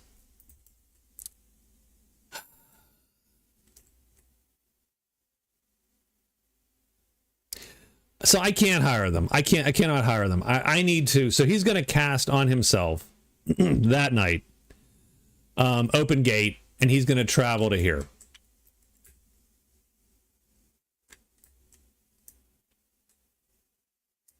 I felt like my elementary grammar teacher would be disappointed in that sentence. I mean, I am perfectly pleased with that sentence. Only a hiring hero may hire a hired native. I'm sure there's a different way to put that, but the message got across. I just like the fact, like, how many more hires can we put in there? How many more H words? Like, let's just jam that up in there and make that's got to be canon somewhere in the rules now too.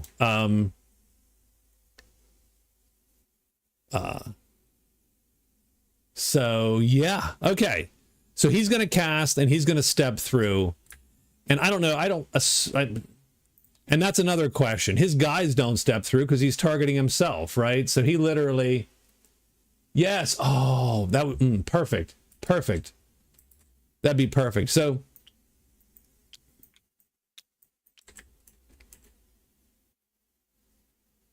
I'm going to leave them behind.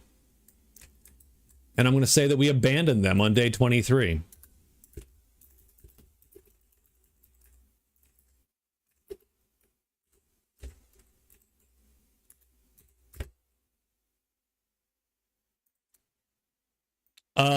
Yeah, and okay.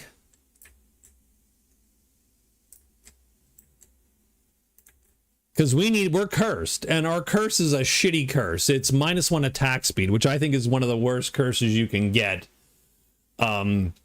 Especially for the Necromancer. So we need to. Great leaders often abandon their Sure.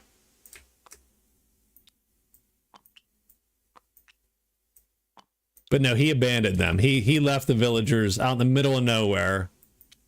They're like, Master, where are you? Meanwhile, they were this close to forming a union. I mean, you know, come on. So, all right. So the Bard still has the catacombs to deal with. I don't think he found them. Did he find them? You're keeping me honest. He did. He found it on day 23. So perfect. Are they set up is the question. I can never find these. That is my only issue, is I can't find crap on there. Local villagers against necromancers, chapter 666. I tried it again. It didn't work again, by the way. I tried the villagers and the necromancer. Never worked. Didn't work. I even tried to get them killed. It didn't work. I can't make a skeleton to save my life, man.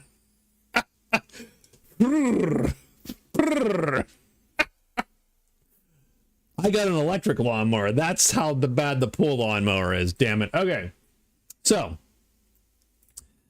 the Bard is just trying to keep up. Oh, we in the meantime, we've somehow did not fix these cards. So that's my fault.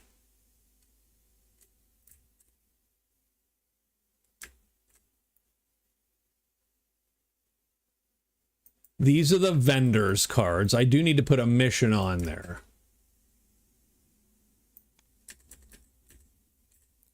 But in the meantime, so we, the bard, who's, like I said, trying to just keep pace with the ranger, who is setting a ridiculous pace, we're gonna loot. Now the joy for the bard is he can loot 4 times, and he gets a freebie sneak. So we're gonna use the freebie sneak, and then we're gonna loot. And so I'm gonna pull these out here. We're gonna get the 3rd card. The Robe of the Chanter. And again, even though I'm ultimately going to put this in my backpack, I'm going to expose it to get the points. So we're going to take the 5. So we're 76 and 7. So again, that's great. But man, just behind. So it's essentially what? 19 to 14 to 4.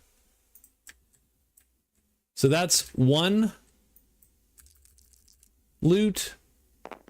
All right, man, 2 loots. Thanks for stopping in. Oops.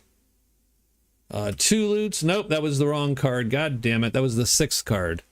1, 2, 3, 4, 5, 6. Yeah, so 1, 2, 3, 4, 5, and 6. My fault. We got the 3rd card, not the 6th card. Potion of Flight.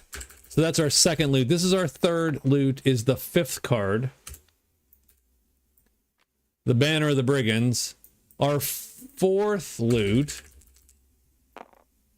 is the 4th card. We're just taking them off the bottom. The Ring of Malevolence. Okay, so all good. But that's all the loots we get.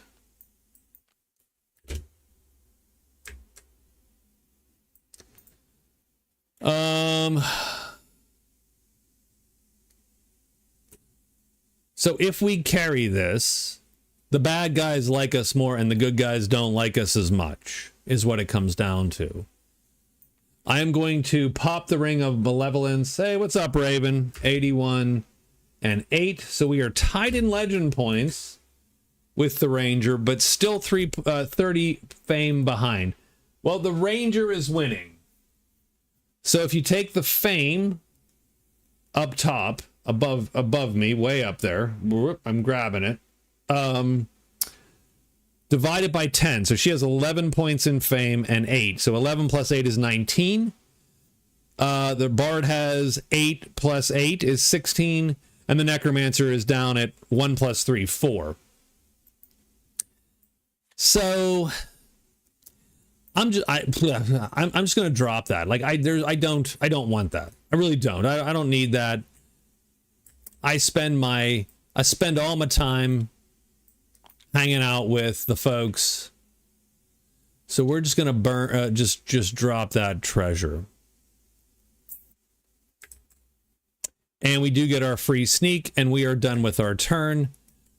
The Ranger is going to walk into the oak wood. She takes an item. And she gets a breastplate, which doesn't matter. I'm going to put that on the bottom, though, because what she wants to do... So what she would like to do is... she would love to go back to the soldiers, because she can turn in, I think... no, she can't. She can go to the dwarves and turn in at least 1 or 2 of these.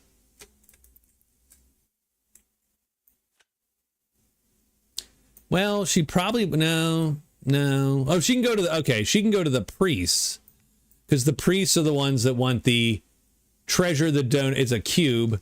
And then these guys want any deep treasure, which she does have deep treasure she's not going to use.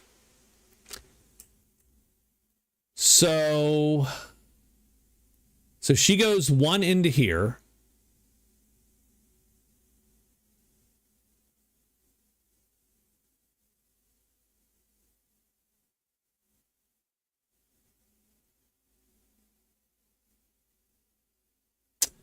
And the wardens want you to kill swampy dudes.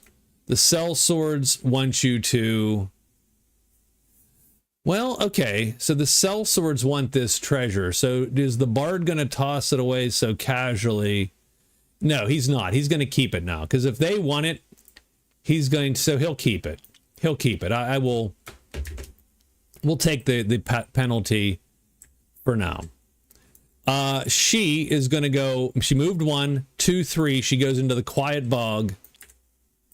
And she gets another item. That's sort of a crappy, that's a dull draw right there. And she will pop that onto the bottom. Keep that tome of nature in top of my head. And she will then sneak. So she's rocking it. The Necromancer goes 1, 2. And he's got a trade. So he's going to spend 5 gold, which puts him down to 2 gold, and he gets rid of this curse.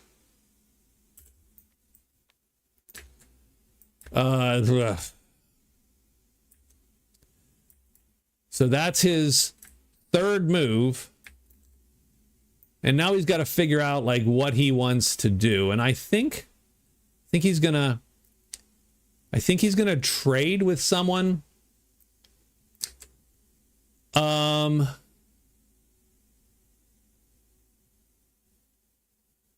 There are so many people here that could kill him. He's going to trade. He is going to trade with the smith. He knows the smith likes charm. He is as charming as anything else. It's all he's got, really. He is going to spread those out. And we know that the smith also has a spell scroll. And he has this spell scroll also. The spell book for 10 bucks. So he's going to trade.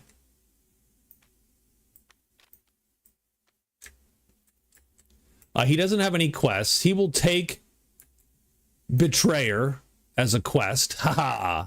Right? Because, you know, why not? We're a Necromancer, for crying out loud. He'll take Betrayer. He will leave the other one for now. We'll put another mission card there. So that's part of his trade, is he can do that. Is there anything else in here that he really cares about? The answer is no, but he's going to sell as part of his turn here. And he is going to sell the Orb of Farsight, the Potion of Maneuver, and the Ring of the Magi. You would think that'd be great for him, and it is. But he can use the money and those gloves of aggression, I think, a little bit more. So he is going to take 19 plus 11, 30 bucks. Which gives him 32 gold. Done. And so he sells all those. So that was, hold on. So he moved twice, traded once, and then traded again to sell all the crap.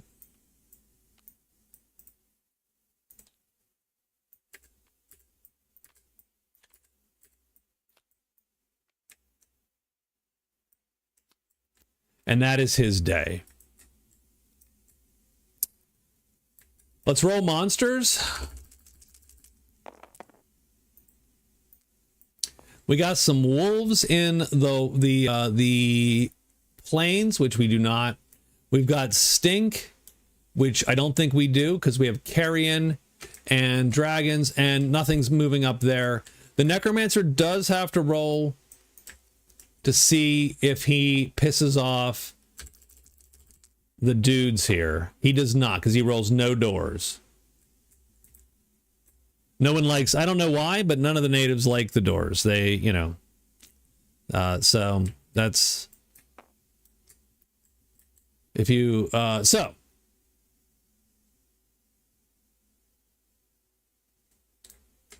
That's it for day 24. Day 25.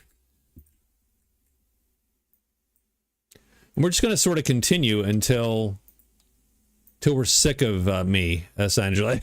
until either you're sick of me or I'm sick of me. How much does the catacombs have left in it? Asking for a friend.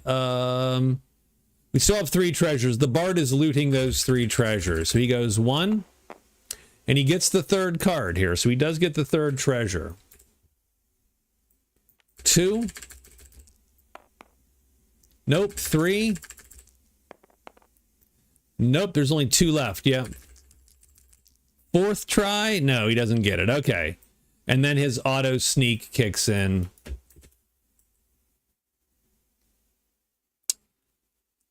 He will take the Thieves' Lucky Coin and swap it out there, because he does, I think, rolls 1 die. Yeah, 1 die during loot. So that's sort of cool. That might tempt him to stay there 1 more day. Necromancer. So, okay, so the Necromancer now has got a bunch of cash.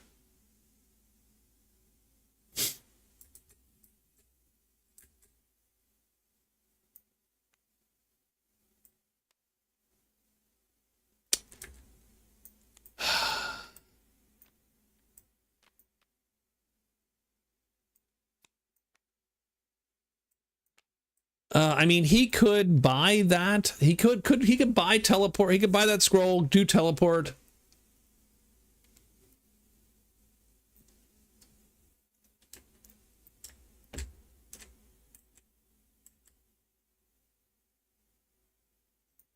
He could try to hire somebody else to help him go and kill something to get a skeleton.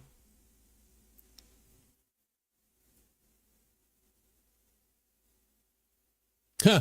He could maybe he can go kill the villagers himself, make them enemies, but he could go kill the villagers. But oh my god. After he's hired them. Well, he can't summon any zombies until something dies in front of him. And so far, the only thing that's died in front of him is him. So that's a little bit depressing. Little shitty, actually.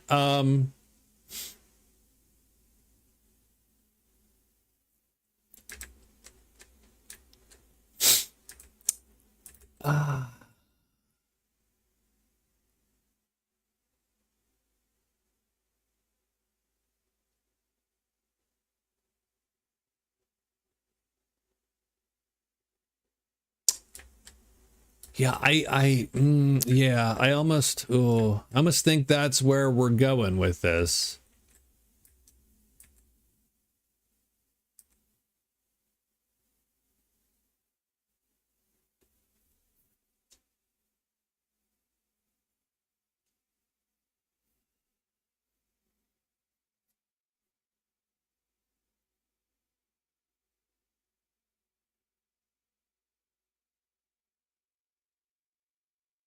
Now that would earn him 2 outlaw tokens, which would suck.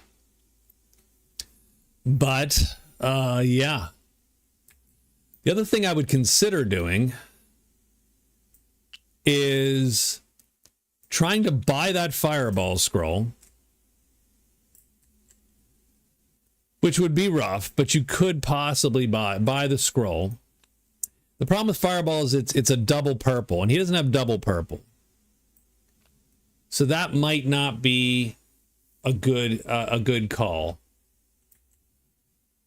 Yeah, I'm going to say no. I'm going to say that's a bad idea.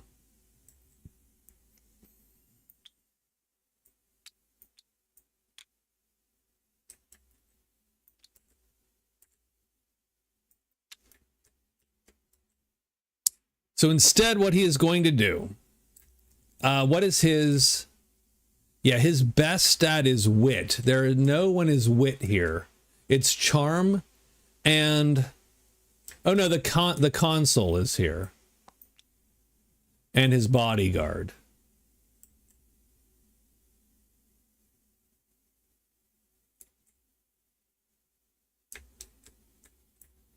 And we don't have any epic weapons or epic... Yeah, we don't have anything like that.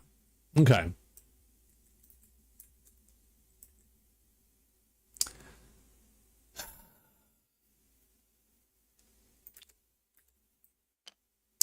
And we don't have any good way to kill the soldier leader right off the bat either.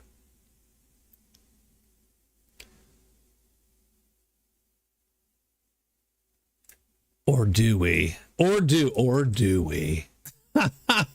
Or do we?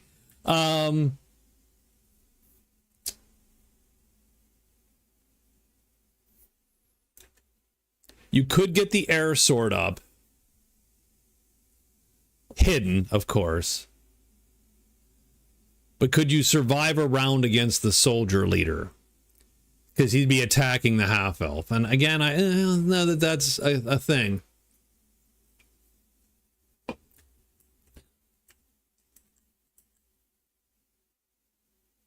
But it might be a thing if... Okay. So here's... Is it the Necromancer's turn, or am I just staring at him for so long? Okay. What we're going to do is we're going to hire. We're going to hire this guy for 4. We're going to hire this guy for 4. And hire this guy for 4. So his 3 turns, first 3 turns are going to be hiring.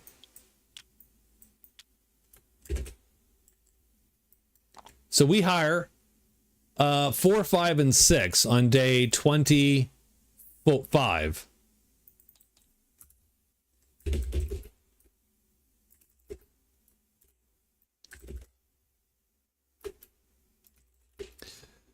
And it's what, till day 40, which we're not going to play till day 40, but we will go for a bit, maybe past 30 even, right, to see how it goes. So we hire those 3 guys. That's 3 of our 4 phases.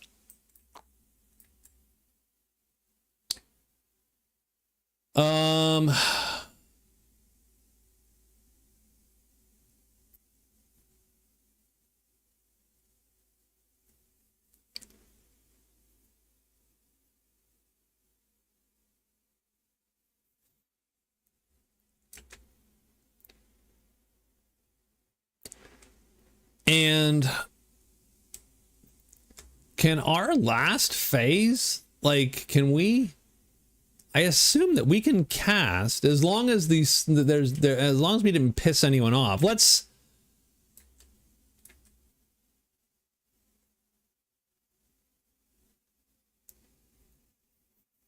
Do we need to alert? I don't know that we can play enough chits to make it worthwhile. Let's alert as our last phase. Done. Okay. That's the Necromancer. The Ranger's turn.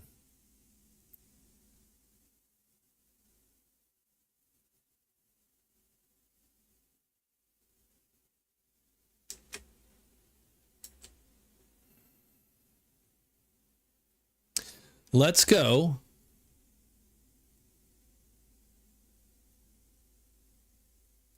One, two, three.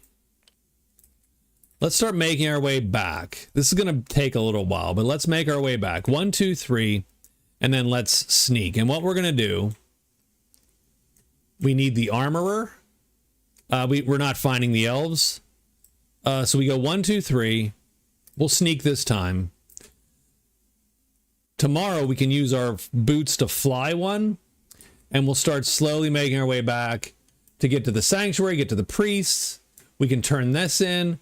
We can turn in one of our crap treasures that we don't need, which would be like the bejeweled helm or the harmonious hand axe, neither of which are doing us any good because we're already wearing mithril chain and we have the bow of the hunt, and this lets us fly once a day. Done. So that'll be her move. That's the end of the day. Let's roll monsters. The planes are going to draw. And then sights are going to draw. But he's dead already, so we're done there. And nothing appears. The Necromancer. Okay, so hear me out.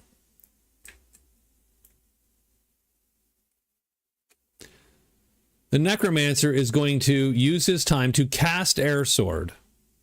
So that will wound a blue cube. He'll play 2 blue cubes. He will wound one of them. He now has the sword. I'll put the card here, the thing there. He will then challenge this guy. Now, does he have to do it?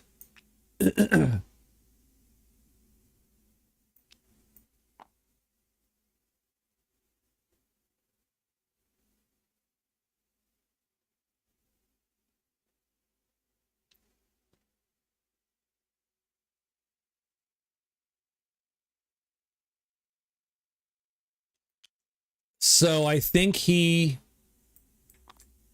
So let me see what happens when he attacks the natives. Although he might have to roll to see if they all get pissed off first. Let's roll to see if he pisses them off first. Because this might be a he's fighting everybody kind of thing. No, he's not fighting anybody. No doors. So let's talk about challenging the natives. I'm sorry, I don't know enough about how some of this works here.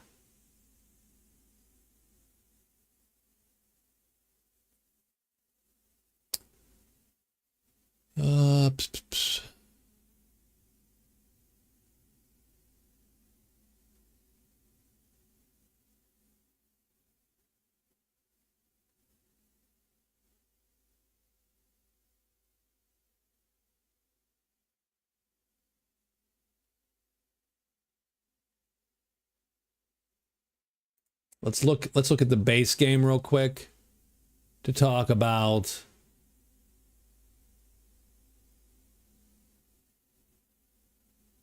attacking the native folk. Because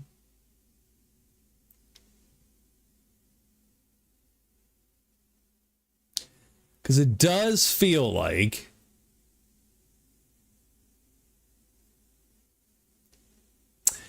I have to challenge him. So I'm going to have to do it. So he's going to be oh god, this is going to go poorly for me. I can guarantee it. So he's going to target me. I'm going to play then 3 defense. Remember that I will have 1 block by default in an attack box. We're going to be using our dagger. Obviously, the sword's going to be attacking him, and all of the villagers are going to be attacking him as well.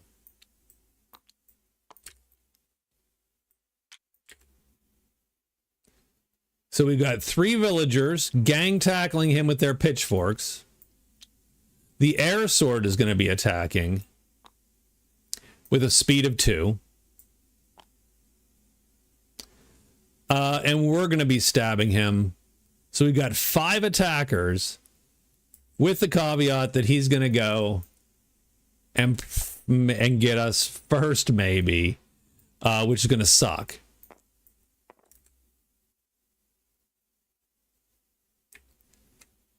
And then I do need to know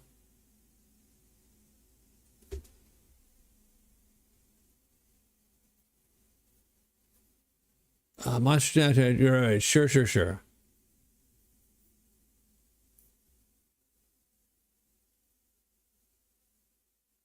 Yeah, and he will attack a different guy every round. So if we can survive round 1, we're in good enough shape here. So now our air sword does go first because it's well, first off, does this guy flip? So that's the key here. Do we want him to flip? I'd rather he didn't, frankly. So does he flip? He's going to, because I said that. Yeah. Does he flip? Yes, he does. Okay, that's fine. Okay, every attack goes before him though now, which is actually okay, I suppose, because he's going slow. So let's do this in some order. The air sword goes first. The air sword hits him, does 2 damage and a sharp. The sharp is taken away, so that's 2 damage versus his 3 health, and so he is dinged for a point. So he has 1 damage on him. His health is now 2. The air sword is done for this turn. Second guy. Doesn't matter. I think we're all the same speed. So I'm going to let these guys go first. She's going to attack. She needs to roll equal signs. She misses. Second attack. He hits. He does a point. So he dings this guy. For another one. He has 2 points on him. Third guy goes. Oh, please hit. Please hit. No, misses. Oh, damn it. But we get to go with our dagger. And we miss. Son of a bitch. Okay. And he's going to attack us, and he needs double hits. Double hit. We need him to not get double hits, and he misses us. That's round 1. Round 2. None of these dice should be snapped. I hate that. Don't snap your dice if you're making a mod for Tabletop Sim. He does not flip. Sword goes first. Sword's going to hit him because the sword is faster. That's going to put the 3rd point of damage on him, and he is dead. So we kill the soldier leader. That gives us 11 fame. We now have 26 fame. It's actually in fame in this case because that's mean. We get 2 outlaw tokens because, well, we're going to... we have to complete this at the Artificer. Well, that sucks. I don't like that, because now you got to travel all the way somewhere else. So we do get an outlaw token, though, because we killed a native. We get a skeleton to replace, because he died in this combat. So we do get our first skelly up and out the door. Now we're going to look for this damn Artificer so that we can turn this quest in, and that'll get us 1 legend and 20 more fame and some mission dice rolled. So on day, what, 20, end of day 25, we murder Soldier HQ.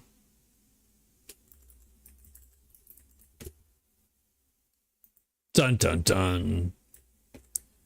Is there any other... There's no other combat. That was just one of those... I am tired of this. He's like, no, we are stabbing this guy. So we all got our daggers out, and we stabbed the hell out of him. And that does suck. That's not nice. We are a necromancer after all. We dragged him down and used him for our hideous experiment. But we are an outlaw now, so we're taking a -2 to our bud to deal with good folk.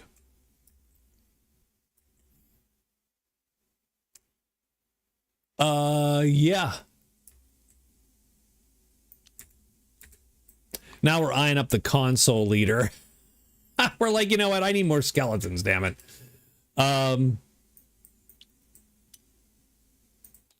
Let's go to day 26.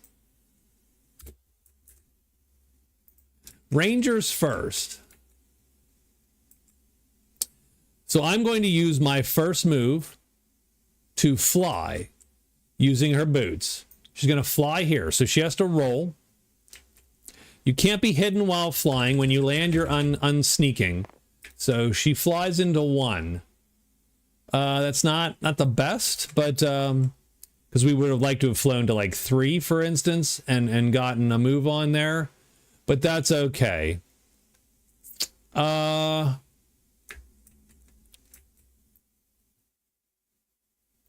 gonna rest 2 and pull this out of injury, and then we will sneak. Not make noise, we're gonna sneak. Done. Necromancer. So what do we do after that move?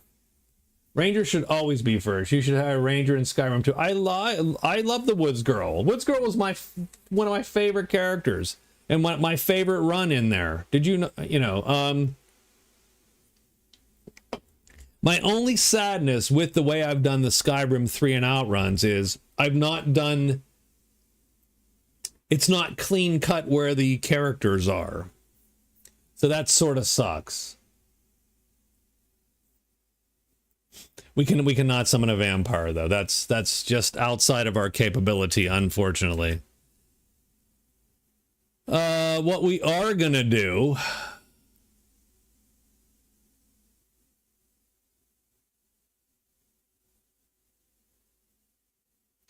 We're gonna travel 1, 2, 3, and I mean, he just did. He summoned an animated skeleton. And his actual spells, no, he does not have a summon spell like you would consider a summon spell. No. Anything dies in the clearing, he can replace it with a skeleton and drag the skeleton along. So by killing this guy, he got this guy. That's his power. At the end of combat, place one animated skeleton in the clearing for each non-hero, native, or non-undead monster that was killed in the clearing this turn. Done. And he did. And if his villagers die, he can replace those with skeletons as well. Which he wouldn't necessarily mind, because the skeletons are just a skitch more powerful than the villagers. But he does not have a summon vampire spell.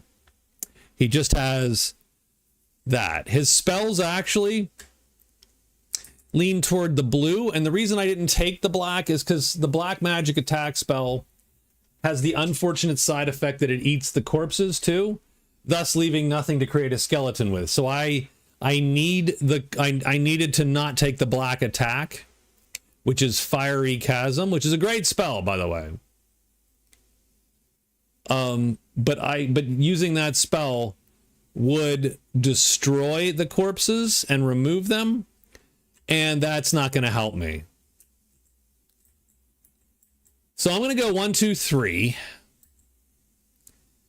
And then I think we're going to going to sneak, because there's no need to screw this up, essentially. We do need to rest though.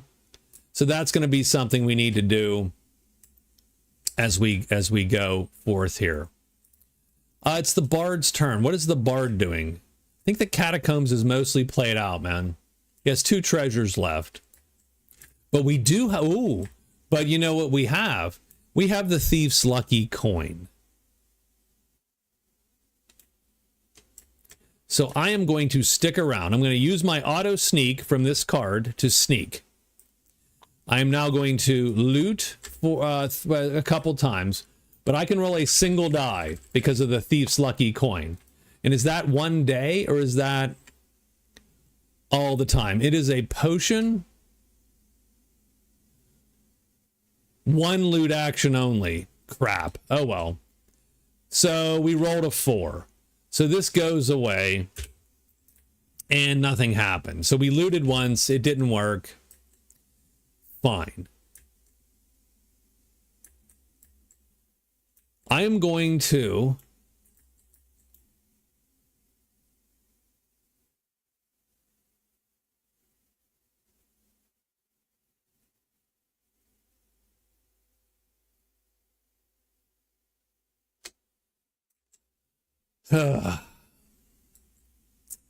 I'm going to use my potion of flight.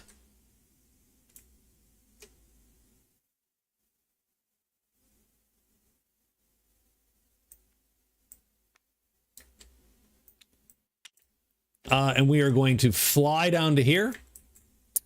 Gonna roll to land. We land in 3. Where is 3? So we land here. I am drinking a Brewdog Elvis Juice IPA. It's a beer. My son left it this weekend. It is a pretty grapefruity, citrusy IPA. It's not bad. It's good. It's light and citrusy. Yeah, it's an Ohio brewery, I believe. Columbus. It's Columbus, Ohio. Yeah. So that is our second move. We are going to go 3, 4, and then we're going to obviously use our sneak. Done. And that's it. That's the Bard. I like black beer. Well, I don't mind a stout. I don't mind a stout either. So we have Swamps Calling. So where are our characters? Our characters are in woods. We have Dragon Bones Calling. No, she has a stink and a claw. And then this guy is in the plains and no, nothing. And that is that.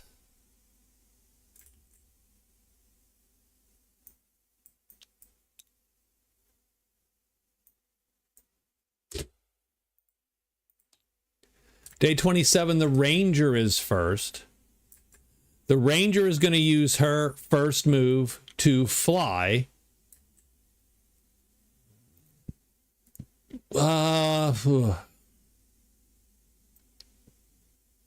Is she, though? Where are we trying to get to, Ranger? The Ranger is trying to get across the board. Pretty much, she would like to... She has something for the armorer. She has something for the priests. She has something for the dwarves. So she would like to get to here, ultimately Sanctuary. So she's going to go 1, 2, 3, and then fly to 4. But she's not sneaking today, so we'll hope that she doesn't screw that up. So she is there in the twisted step. Necromancer is going to rest. He's going to rest 3 times to get two chips back. He does. And then he is going to, I suppose... He's going to move. He's not going to sneak. He's like, yep, I got an army now. Let's do this. Let's do this. Okay, the Bard. The Bard's going to go 1, 2 into...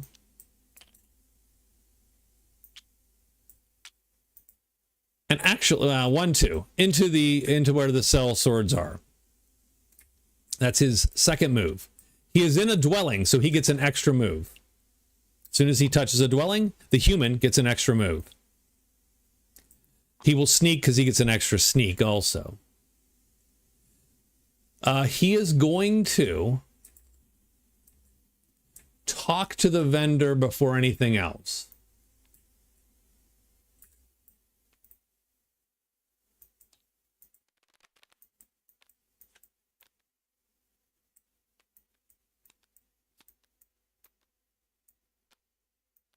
I don't hate that one either.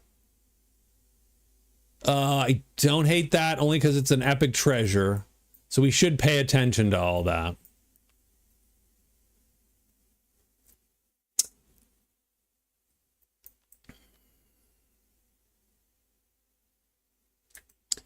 What do we have for him? So we're going to take a look at what we've got here. So we're going to put this on. I got 2 of those. Put that on. So I am going to... So I am going to sell the ring of the robe of the chanter for $12. So that gives us $103. Only because, I mean, I only need to turn in 1 of those cards. I am going to turn in my Writ of Redemption.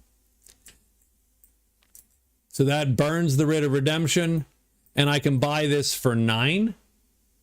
So that means I have $94. And that gives me, because it is a cool treasure, 5 fame and a legend point. So that puts him at 17 points versus 19. So he is slowly catching up. That burns that, by the way.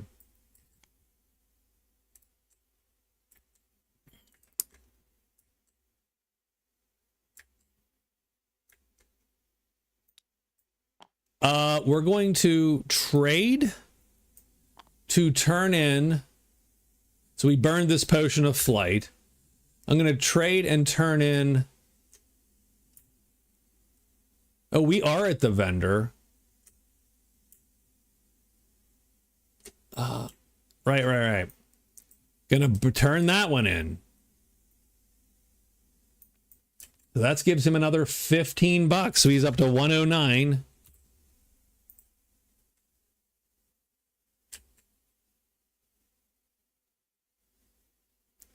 And he gets to roll 4 dice.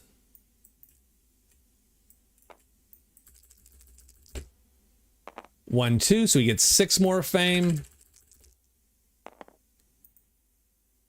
3 gold and 8 fame on day 27. 27 mission, 3 gold and 8 fame.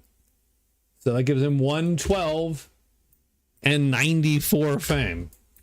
He has 18 points now total. So this card goes away.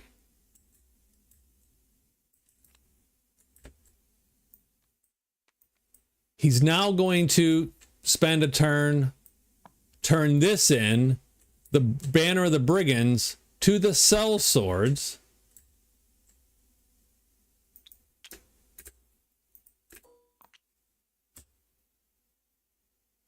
So he will take that quest, right?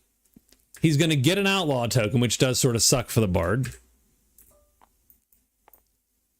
But that gives him 1 legend and 15 fame.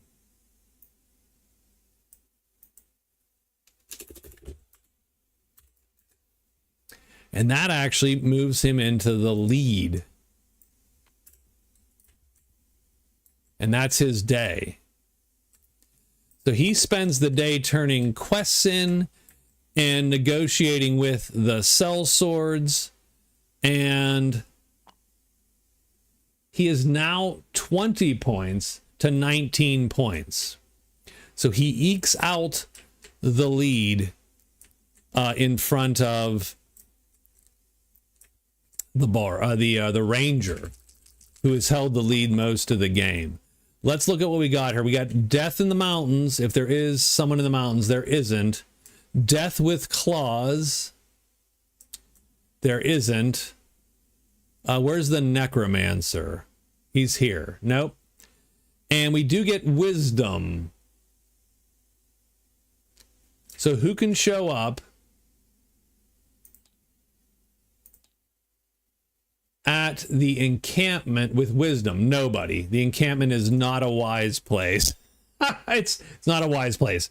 It's a silly place, Camelot. All right. Okay.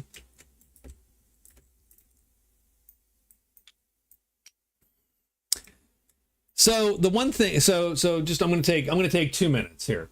The one thing that is sort of cool is, right, there is really a lot of different things to do in the game of Dragon's Down, and so it's sort of neat because the missions play better than, say, in Magic Realm. The one caveat is, and the one thing I don't love, it's all over the place. Everything's right, like every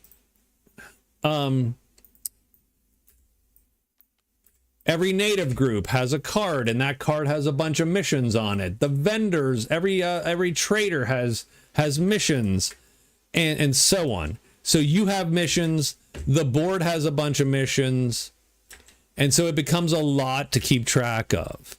Even more than the quest variant that I play in Magic Realm, because there you have 3 things in your hand, and you have 3 on the board typically or something. But here I have 1, 2, 3, 4, 5, 6, 7, 8 missions on the board, 2 in my hand. So there's a lot of things then that are honestly, it's easy to lose track of when I'm playing 3 or 4 handed. Like what characters are trying to go where to do what things. And the other part is, they don't show on the map, right?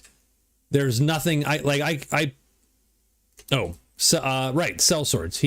So like this quest is here, but it's hard to put that there.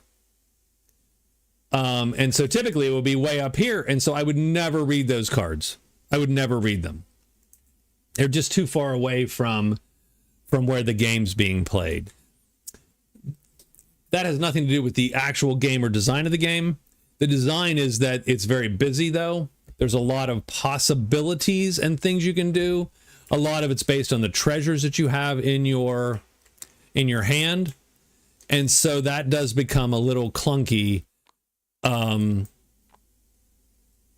with everything all over the place is all. So, all right.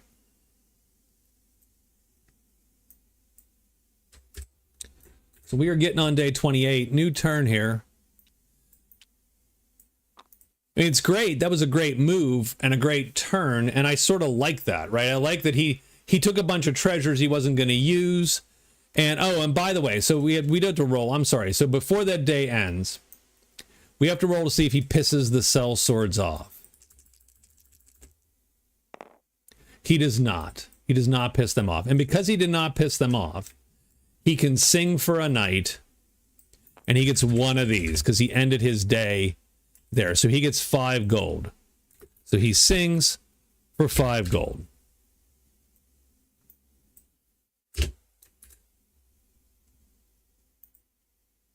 Now, he would love to turn in for the dwarves, too. But it is, right, because everybody can, or the priests, I should say, because he has a spell card as well. A spell cube card also. So anyway, all right. So day 28. The ranger is first, and she is slowly making her way to where she wants to be. So I am going to say she is going to fly to here and land, and we're hoping she lands on the correct side of the tile. She lands in 1. That doesn't smell like, oh, that's pretty good, right? So that's 1, 2, 3, 4. Done. That's her move today. Those boots are freaking ace. That's a great thing to do. He goes 1, 2, 3.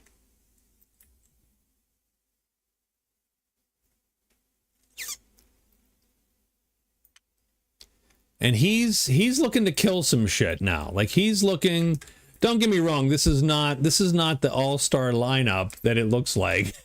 I can swear to you. It's a little bit of a hose job. Like, yeah, we would put them on this side for sure, and they might get shots in.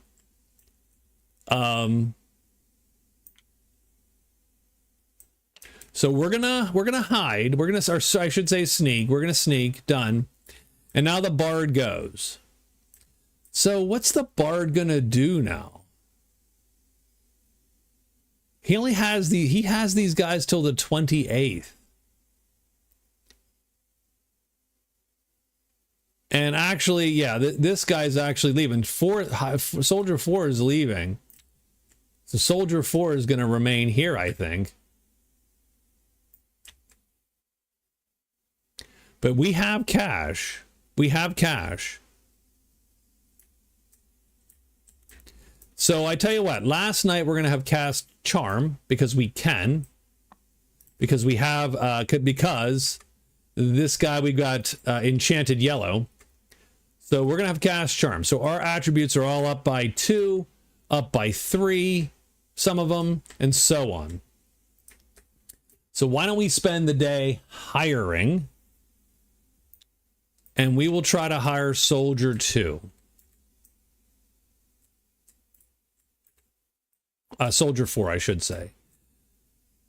And I believe the outlaw token harms us, right? Let's see how it harms us.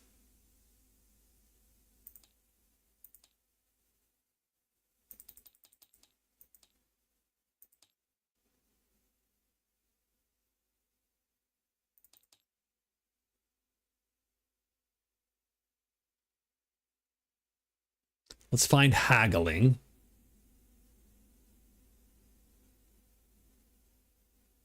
Haggling.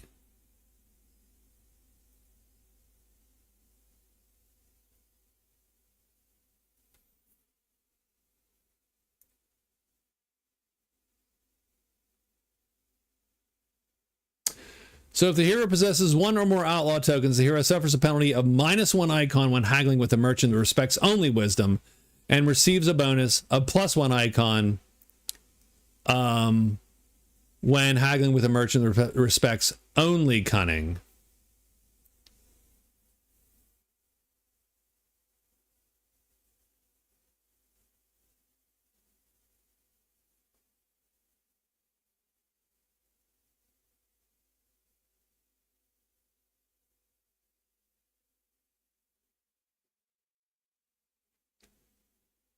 So it looks like that's pretty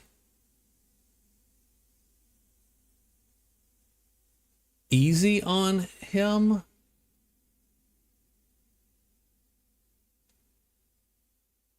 Outlaw tokens.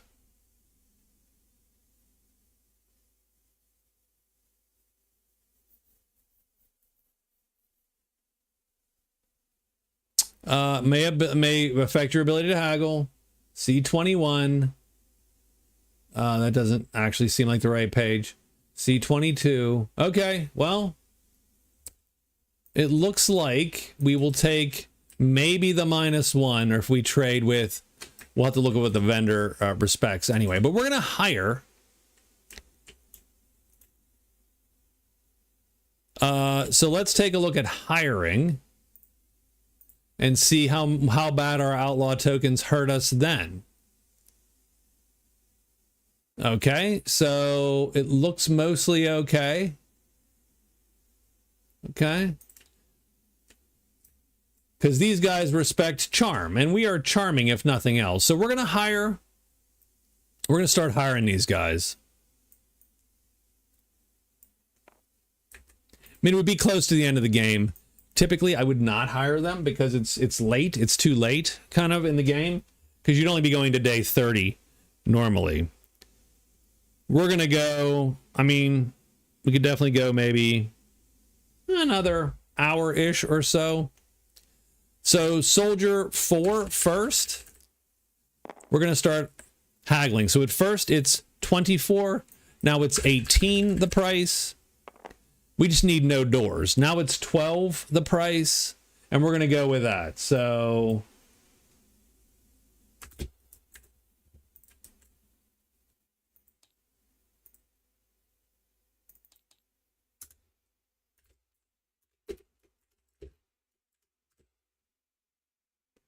and technically it would be till day 43.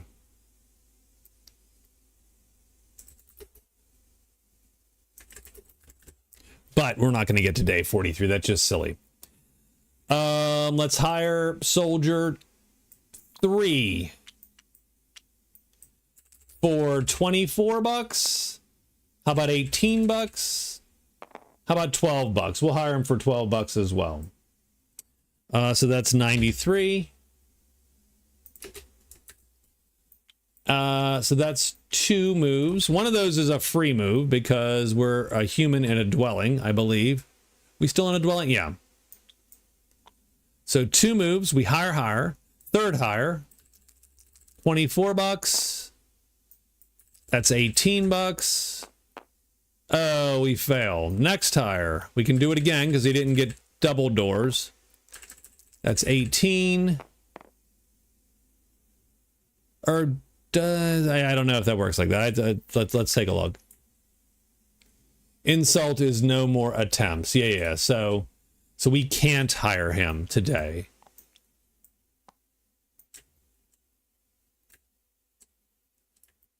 And he's going to leave us.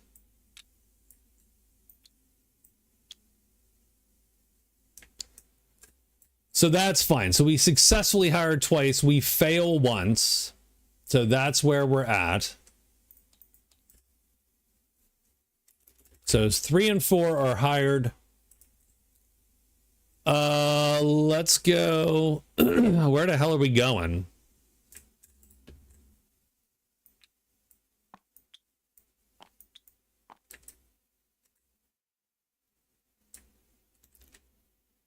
We could not fly, unlike the Ranger.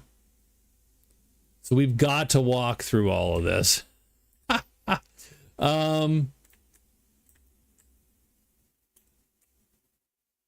Chamber has a single card.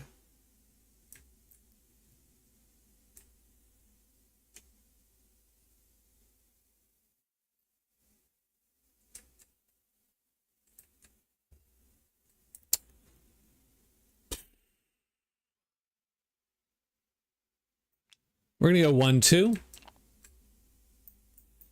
And then we'll have snuck done because of our free sneak. So that goes there. That and done. So we are done. That was a lot of putzing. And again, that's another place where, you know, some of these turns in the game can be a lot fussy. And so you might not, when you're playing multiplayer, you might do that simultaneously. You go, yeah, you hire. I'm going to go walk and do the thing. And that's a lot easier to manage. It's obviously I can't do that myself. Necromancer goes to the Trove.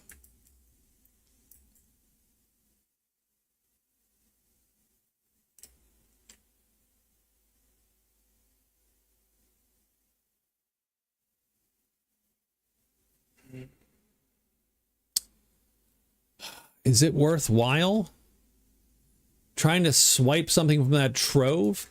Is it worthwhile heading to the Timberlands?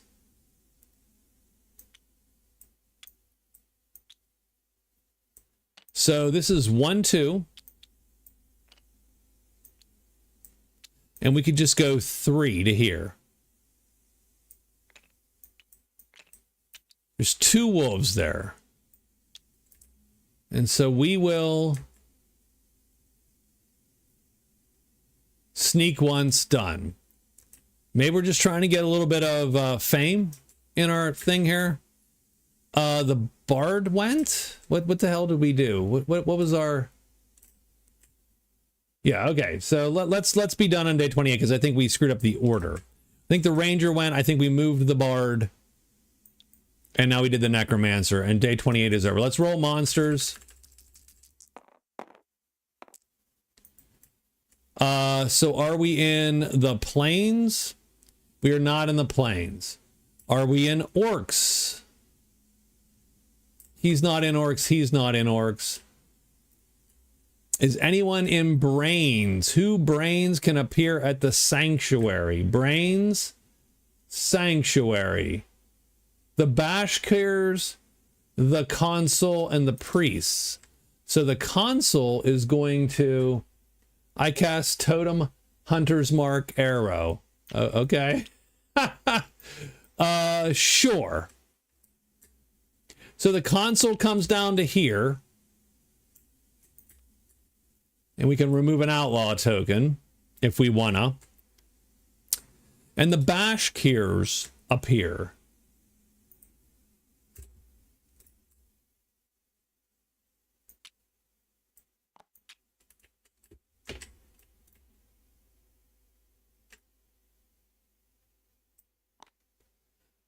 The Bashkirs have... So what do they want it to do? They want any one-time use treasure. Wow, that's actually pretty... That's pretty nice. That's pretty nice. That's pretty nice. Do we... She doesn't have any one-time uses. She does have a one-time use. She does. Plus, she has a lot of just shit to sell. It's garbage. She has a lot of garbage to sell. All right. So day 29. Maybe we'll calculate scores on day 30 anyway to see who ends up winning, right? So we are going to sneak, of course. We're going to alert. We are going to move in. And so we have to roll the hide dice right now because, and we are hidden. So that's good because that means we're not going to be attacked as long as we don't move, and we're not going to move. We're done. Necromancer's done. The Bard is going to go. I think the Bard is going to search for that hidden path.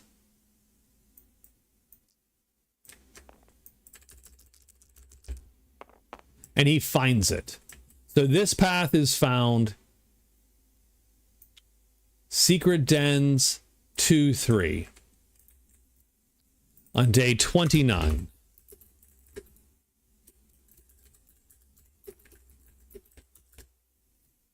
Okay. So Secret Dens 2-3. That's his first move. Is that his second move is going to be a sneak, which is free sneak. So that's his first move. Second move is free sneak. Third move is alert. which allows him to play more chits in combat. Then he's going to walk up in here, and he'll roll his sneaky dice, and he is also hidden, and he is done. And now the ranger, so the ranger's going to do her own sort of magic here. She is going to take a trade phase. So one trade phase, and she is going to turn in the Panacea of Persuasion, and that's going to score her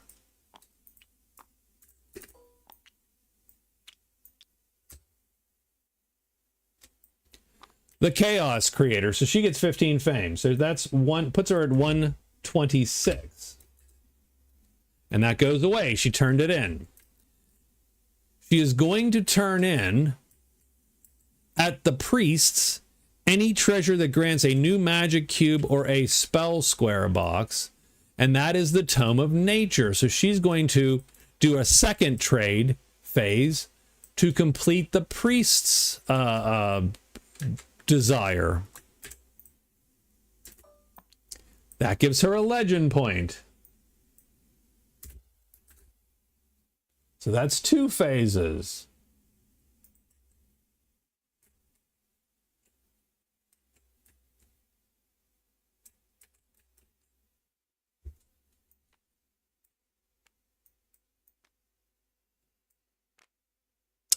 Then I think she's going to move here, and she is done. And she loses a turn because she went into a cave.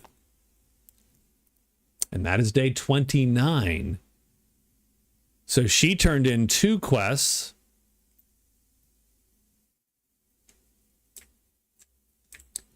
The armor isn't down here. The armorer is up here. So she would have to make her way up here. But she's going to go to the dwarves tomorrow and turn in a deep treasure. Boom. There you go. So she's going to have a deep treasure done.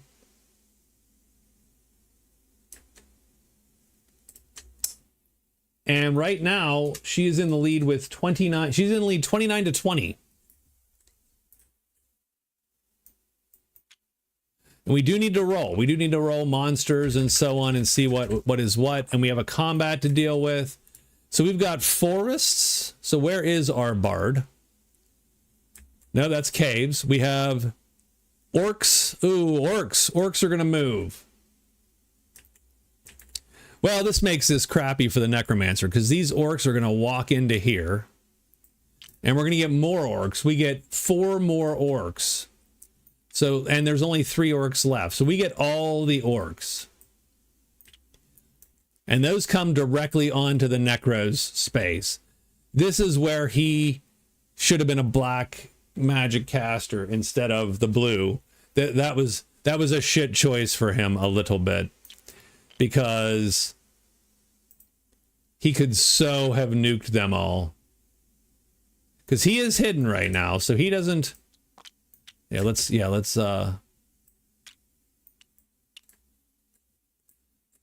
and brains, I think we already got the brain. Well, the mine. Who's brainy that can appear at the mine?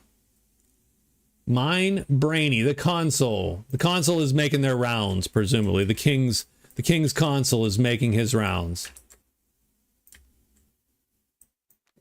So that goes away too.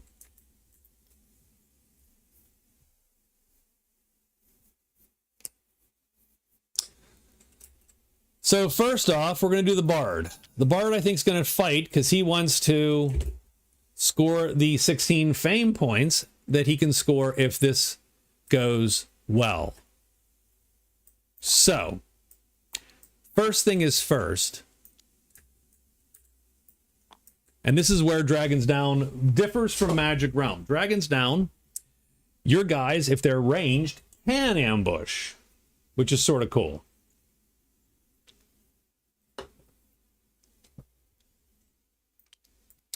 So our bowman is going to ambush that guy. Let's get the dice here to see if the monsters flip. So let's roll them. I'll roll them over here. We're always targeting the guy on the left, typically. This guy flips. It's not going to matter. He needs to roll to hit. So let's roll to hit. And he needs double hits. So he needs the big symbol. And he does. He does hit him. So he does 3 and a sharp. That's pretty good. He's going to kill that bat. He does. He does -1. So he does 2 damage plus sharp. So 2 plus sharp is 3. That's more than the bat. The bat is dead. Do they remain hidden or not? They do remain hidden. This guy's going to ambush the second bat. He doesn't flip. Do we hit? We need double hits. Nope, we do not hit. Do we remain hidden? Yes. But we don't want to remain hidden again because we will stalemate. So now we're just going to challenge and we're just going to charge them. So we have alerted. We can play 6 if we need to. We're going to play 1 there. 1, 2, and 1, 2. That's as much as we can play, frankly. I mean, we could up our strength in the weapon, but that's sort of pointless since the bats only have 1 hit point. Done. This soldier is going to... Well, so first off, who does the bat attack? So he has to roll off to attack one of our 3 guys. The bard will be 1 and 2. The archer will be 3 and 4. 5 and 6. So the bat is going to target this dude. All of the soldiers are going to target the bat. We're going to play on this side. This guy will play on this side. We will play just like this. No, you know what? We're playing like this now because there's no need to play defensive because we know who he's attacking. So, okay. Does the bat flip? That's easy. The soldiers do not flip because they are hired. He does flip. So, whose attack goes first? Well, the bard is the fastest attack, so he's going to go first. He has equals, so we need to roll equals signs. We do. We roll hit symbols, so good enough, or good. We're going to do 1 sharp damage, which is 2, so we're going to kill the bat before the bat has a chance even to attack. So there you go. That is 16 fame. And that's going to put the bard back in the lead at the end of day 29. The Necromancer rethinks his life choices. He's not going to fight that fight. There's no way the villagers are killing... I don't know how many orcs are in this pile now, but it's 1, 2, 3, 4, 5, 6, 7. I think there's 7 orcs in the pile and 2 wolves. I think the Necromancer's like, yeah, we're good. We're good. We're good. We're good. We're good. He's just like, yeah, I'm done. I'm behind. I have nothing to gain. Okay. So let's roll up on day 30 here, and then we will see who wins the game, technically, right? And it'll be closing in on midnight. It's not quite there, right? It's maybe what, 11:30? Yeah, it's 11:20. Okay. Ranger first.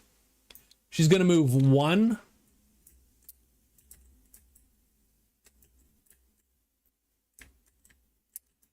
And then she is going to collect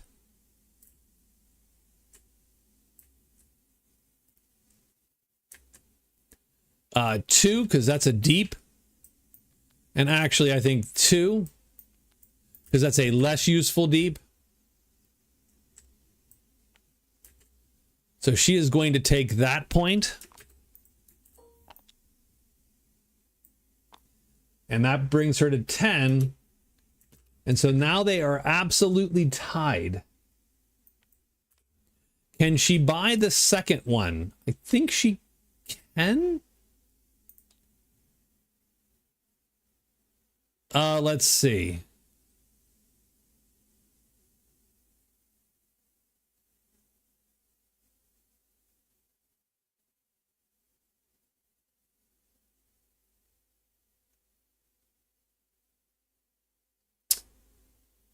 Where are, well, let's, native civilization, no.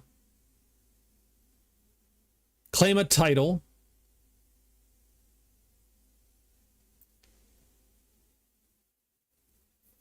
If a hero meets the prerequisites on the matching civilization card and a member is present, they may place 1 pink cube on a title, pay the price listed, and receive the rewards shown on the card. Small boxes may only be claimed once, yes, but it does not say you cannot claim a second small box. So she is going to then spend her last action and turn in the epic treasure, which is going to be this one. Which sucks because she can't fly anymore, but that doesn't matter because now she has a 1-point lead. And it's the bard's turn.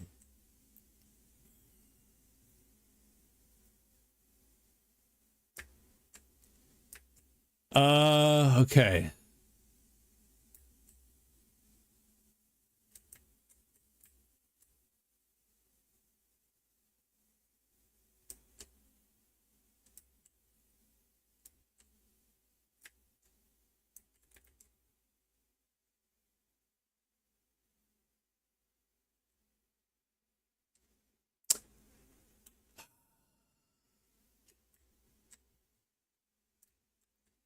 Does he have? He does not have an epic treasure that is a weapon, does he? Son of a bitch. That would have been great, but he does not have one. Because he could get to the crypt.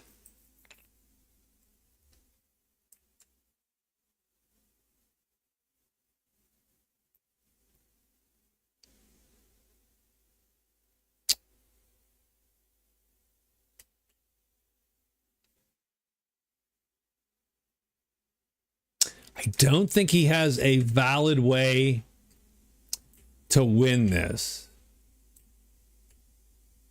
She found the crypt, so he would have to find the crypt, which he could. He could go 1, 2, 3, but then find it. But that's all he's going to do is find it, and then he might be able to loot it. But he wouldn't have any time today to do that. So we would need to get a fight.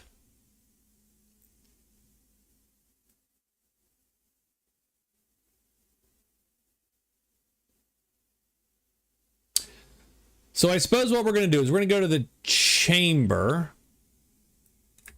So we're going to the chamber. So that's our first thing. So our first move, this is sort of important. Our first move is move. Second move is going to be to make noise. So we're going to make noise. We're going to try to get a fight. We're drawing a fight. Third move is, well, obviously we sneak because we have, we can't sneak because it's just not going to happen. Because we're making noise. Now we're going to loot. And the chamber only has one thing in it, though. Like, it's one treasure. We need to roll double ones. Or the grabby hands. We get the second card, which isn't enough. That's 1 move. 2 moves. Nope. And that's it. That's our day. So we're done today. And the Necromancer, frankly, is just going to go 1, 2 into here just because. And he gets a gate in 6. And then he's going to sneak and be done. And we do have to roll, I'm sorry, for the Ranger last night to make sure she doesn't piss anybody off. That is true. We'll make that roll. She doesn't, because you need doors to piss someone off. So final day's monsters. We get Swamp, which no one is in. We get Orcs, which no one is at. And we get anyone moves that can move, done. And now but the Bard gets to roll again because he tried to draw monsters. And he's going to get no monsters. And that's where the game is going to end. So let's total up the final scores. So the final scores are going to be, so we don't need gold. Yeah, so we don't really need.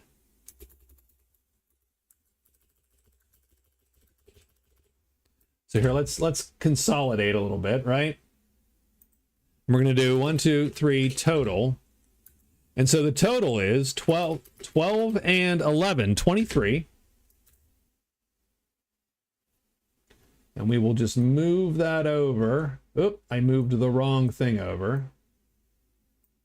So her total is 23. His total is 22. And we could never get the Necromancer started. 5.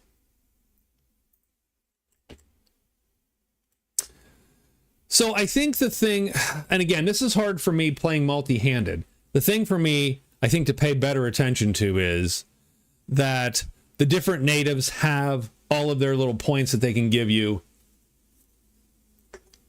Some of those are fairly easy.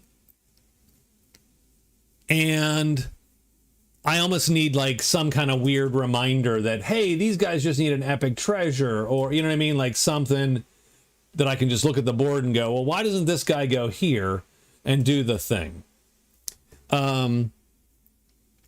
But the Bard made great use of those boots, those flying boots, to make her way across the map and get in a position where she could then get, what, 3 or 4, 4 points? Because she got 15 fame. Yeah. So this is essentially 4.5 points that she got the last 2 days. And that gave her the win. So that was it. That was pretty close. I enjoyed that. And I am going to call it. I would love to go late, but I do got to get to work and do work tomorrow. So if I did not have to work, we could go later. But I think this is a good time to end this game anyway. The Necromancer is effectively out of it. So that was, so it was a nice duel to the finish here for the Ranger and the Bard. I thought both characters, which typically I'm not a big fan of, by the way. I'm not a big fan of the hybrid spellcasters. And, to be honest, I did not make great use of either of their spells. I made good use of hers early, and I made pretty good use of Charm. I will say that. Charm was pretty epic for me, even though he had to work to cast it. So that's it. That was Dragons Down. Remember, the days 1 through 6 and 7 through 12 are on videos. Please go and like those videos and drop a comment on those videos, and that will help me out greatly. I hope that you enjoyed this playthrough. Again, like and subscribe here as well.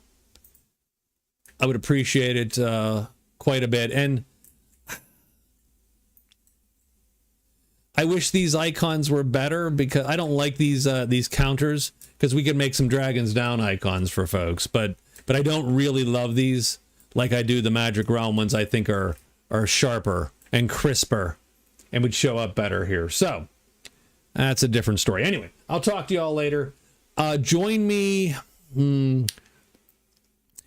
Pay attention to posts tomorrow, and we'll see if we continue the Druid tomorrow. It largely depends on my voice, which has been a little bit spotty this past week. So thanks, Michael. Thanks, Raven.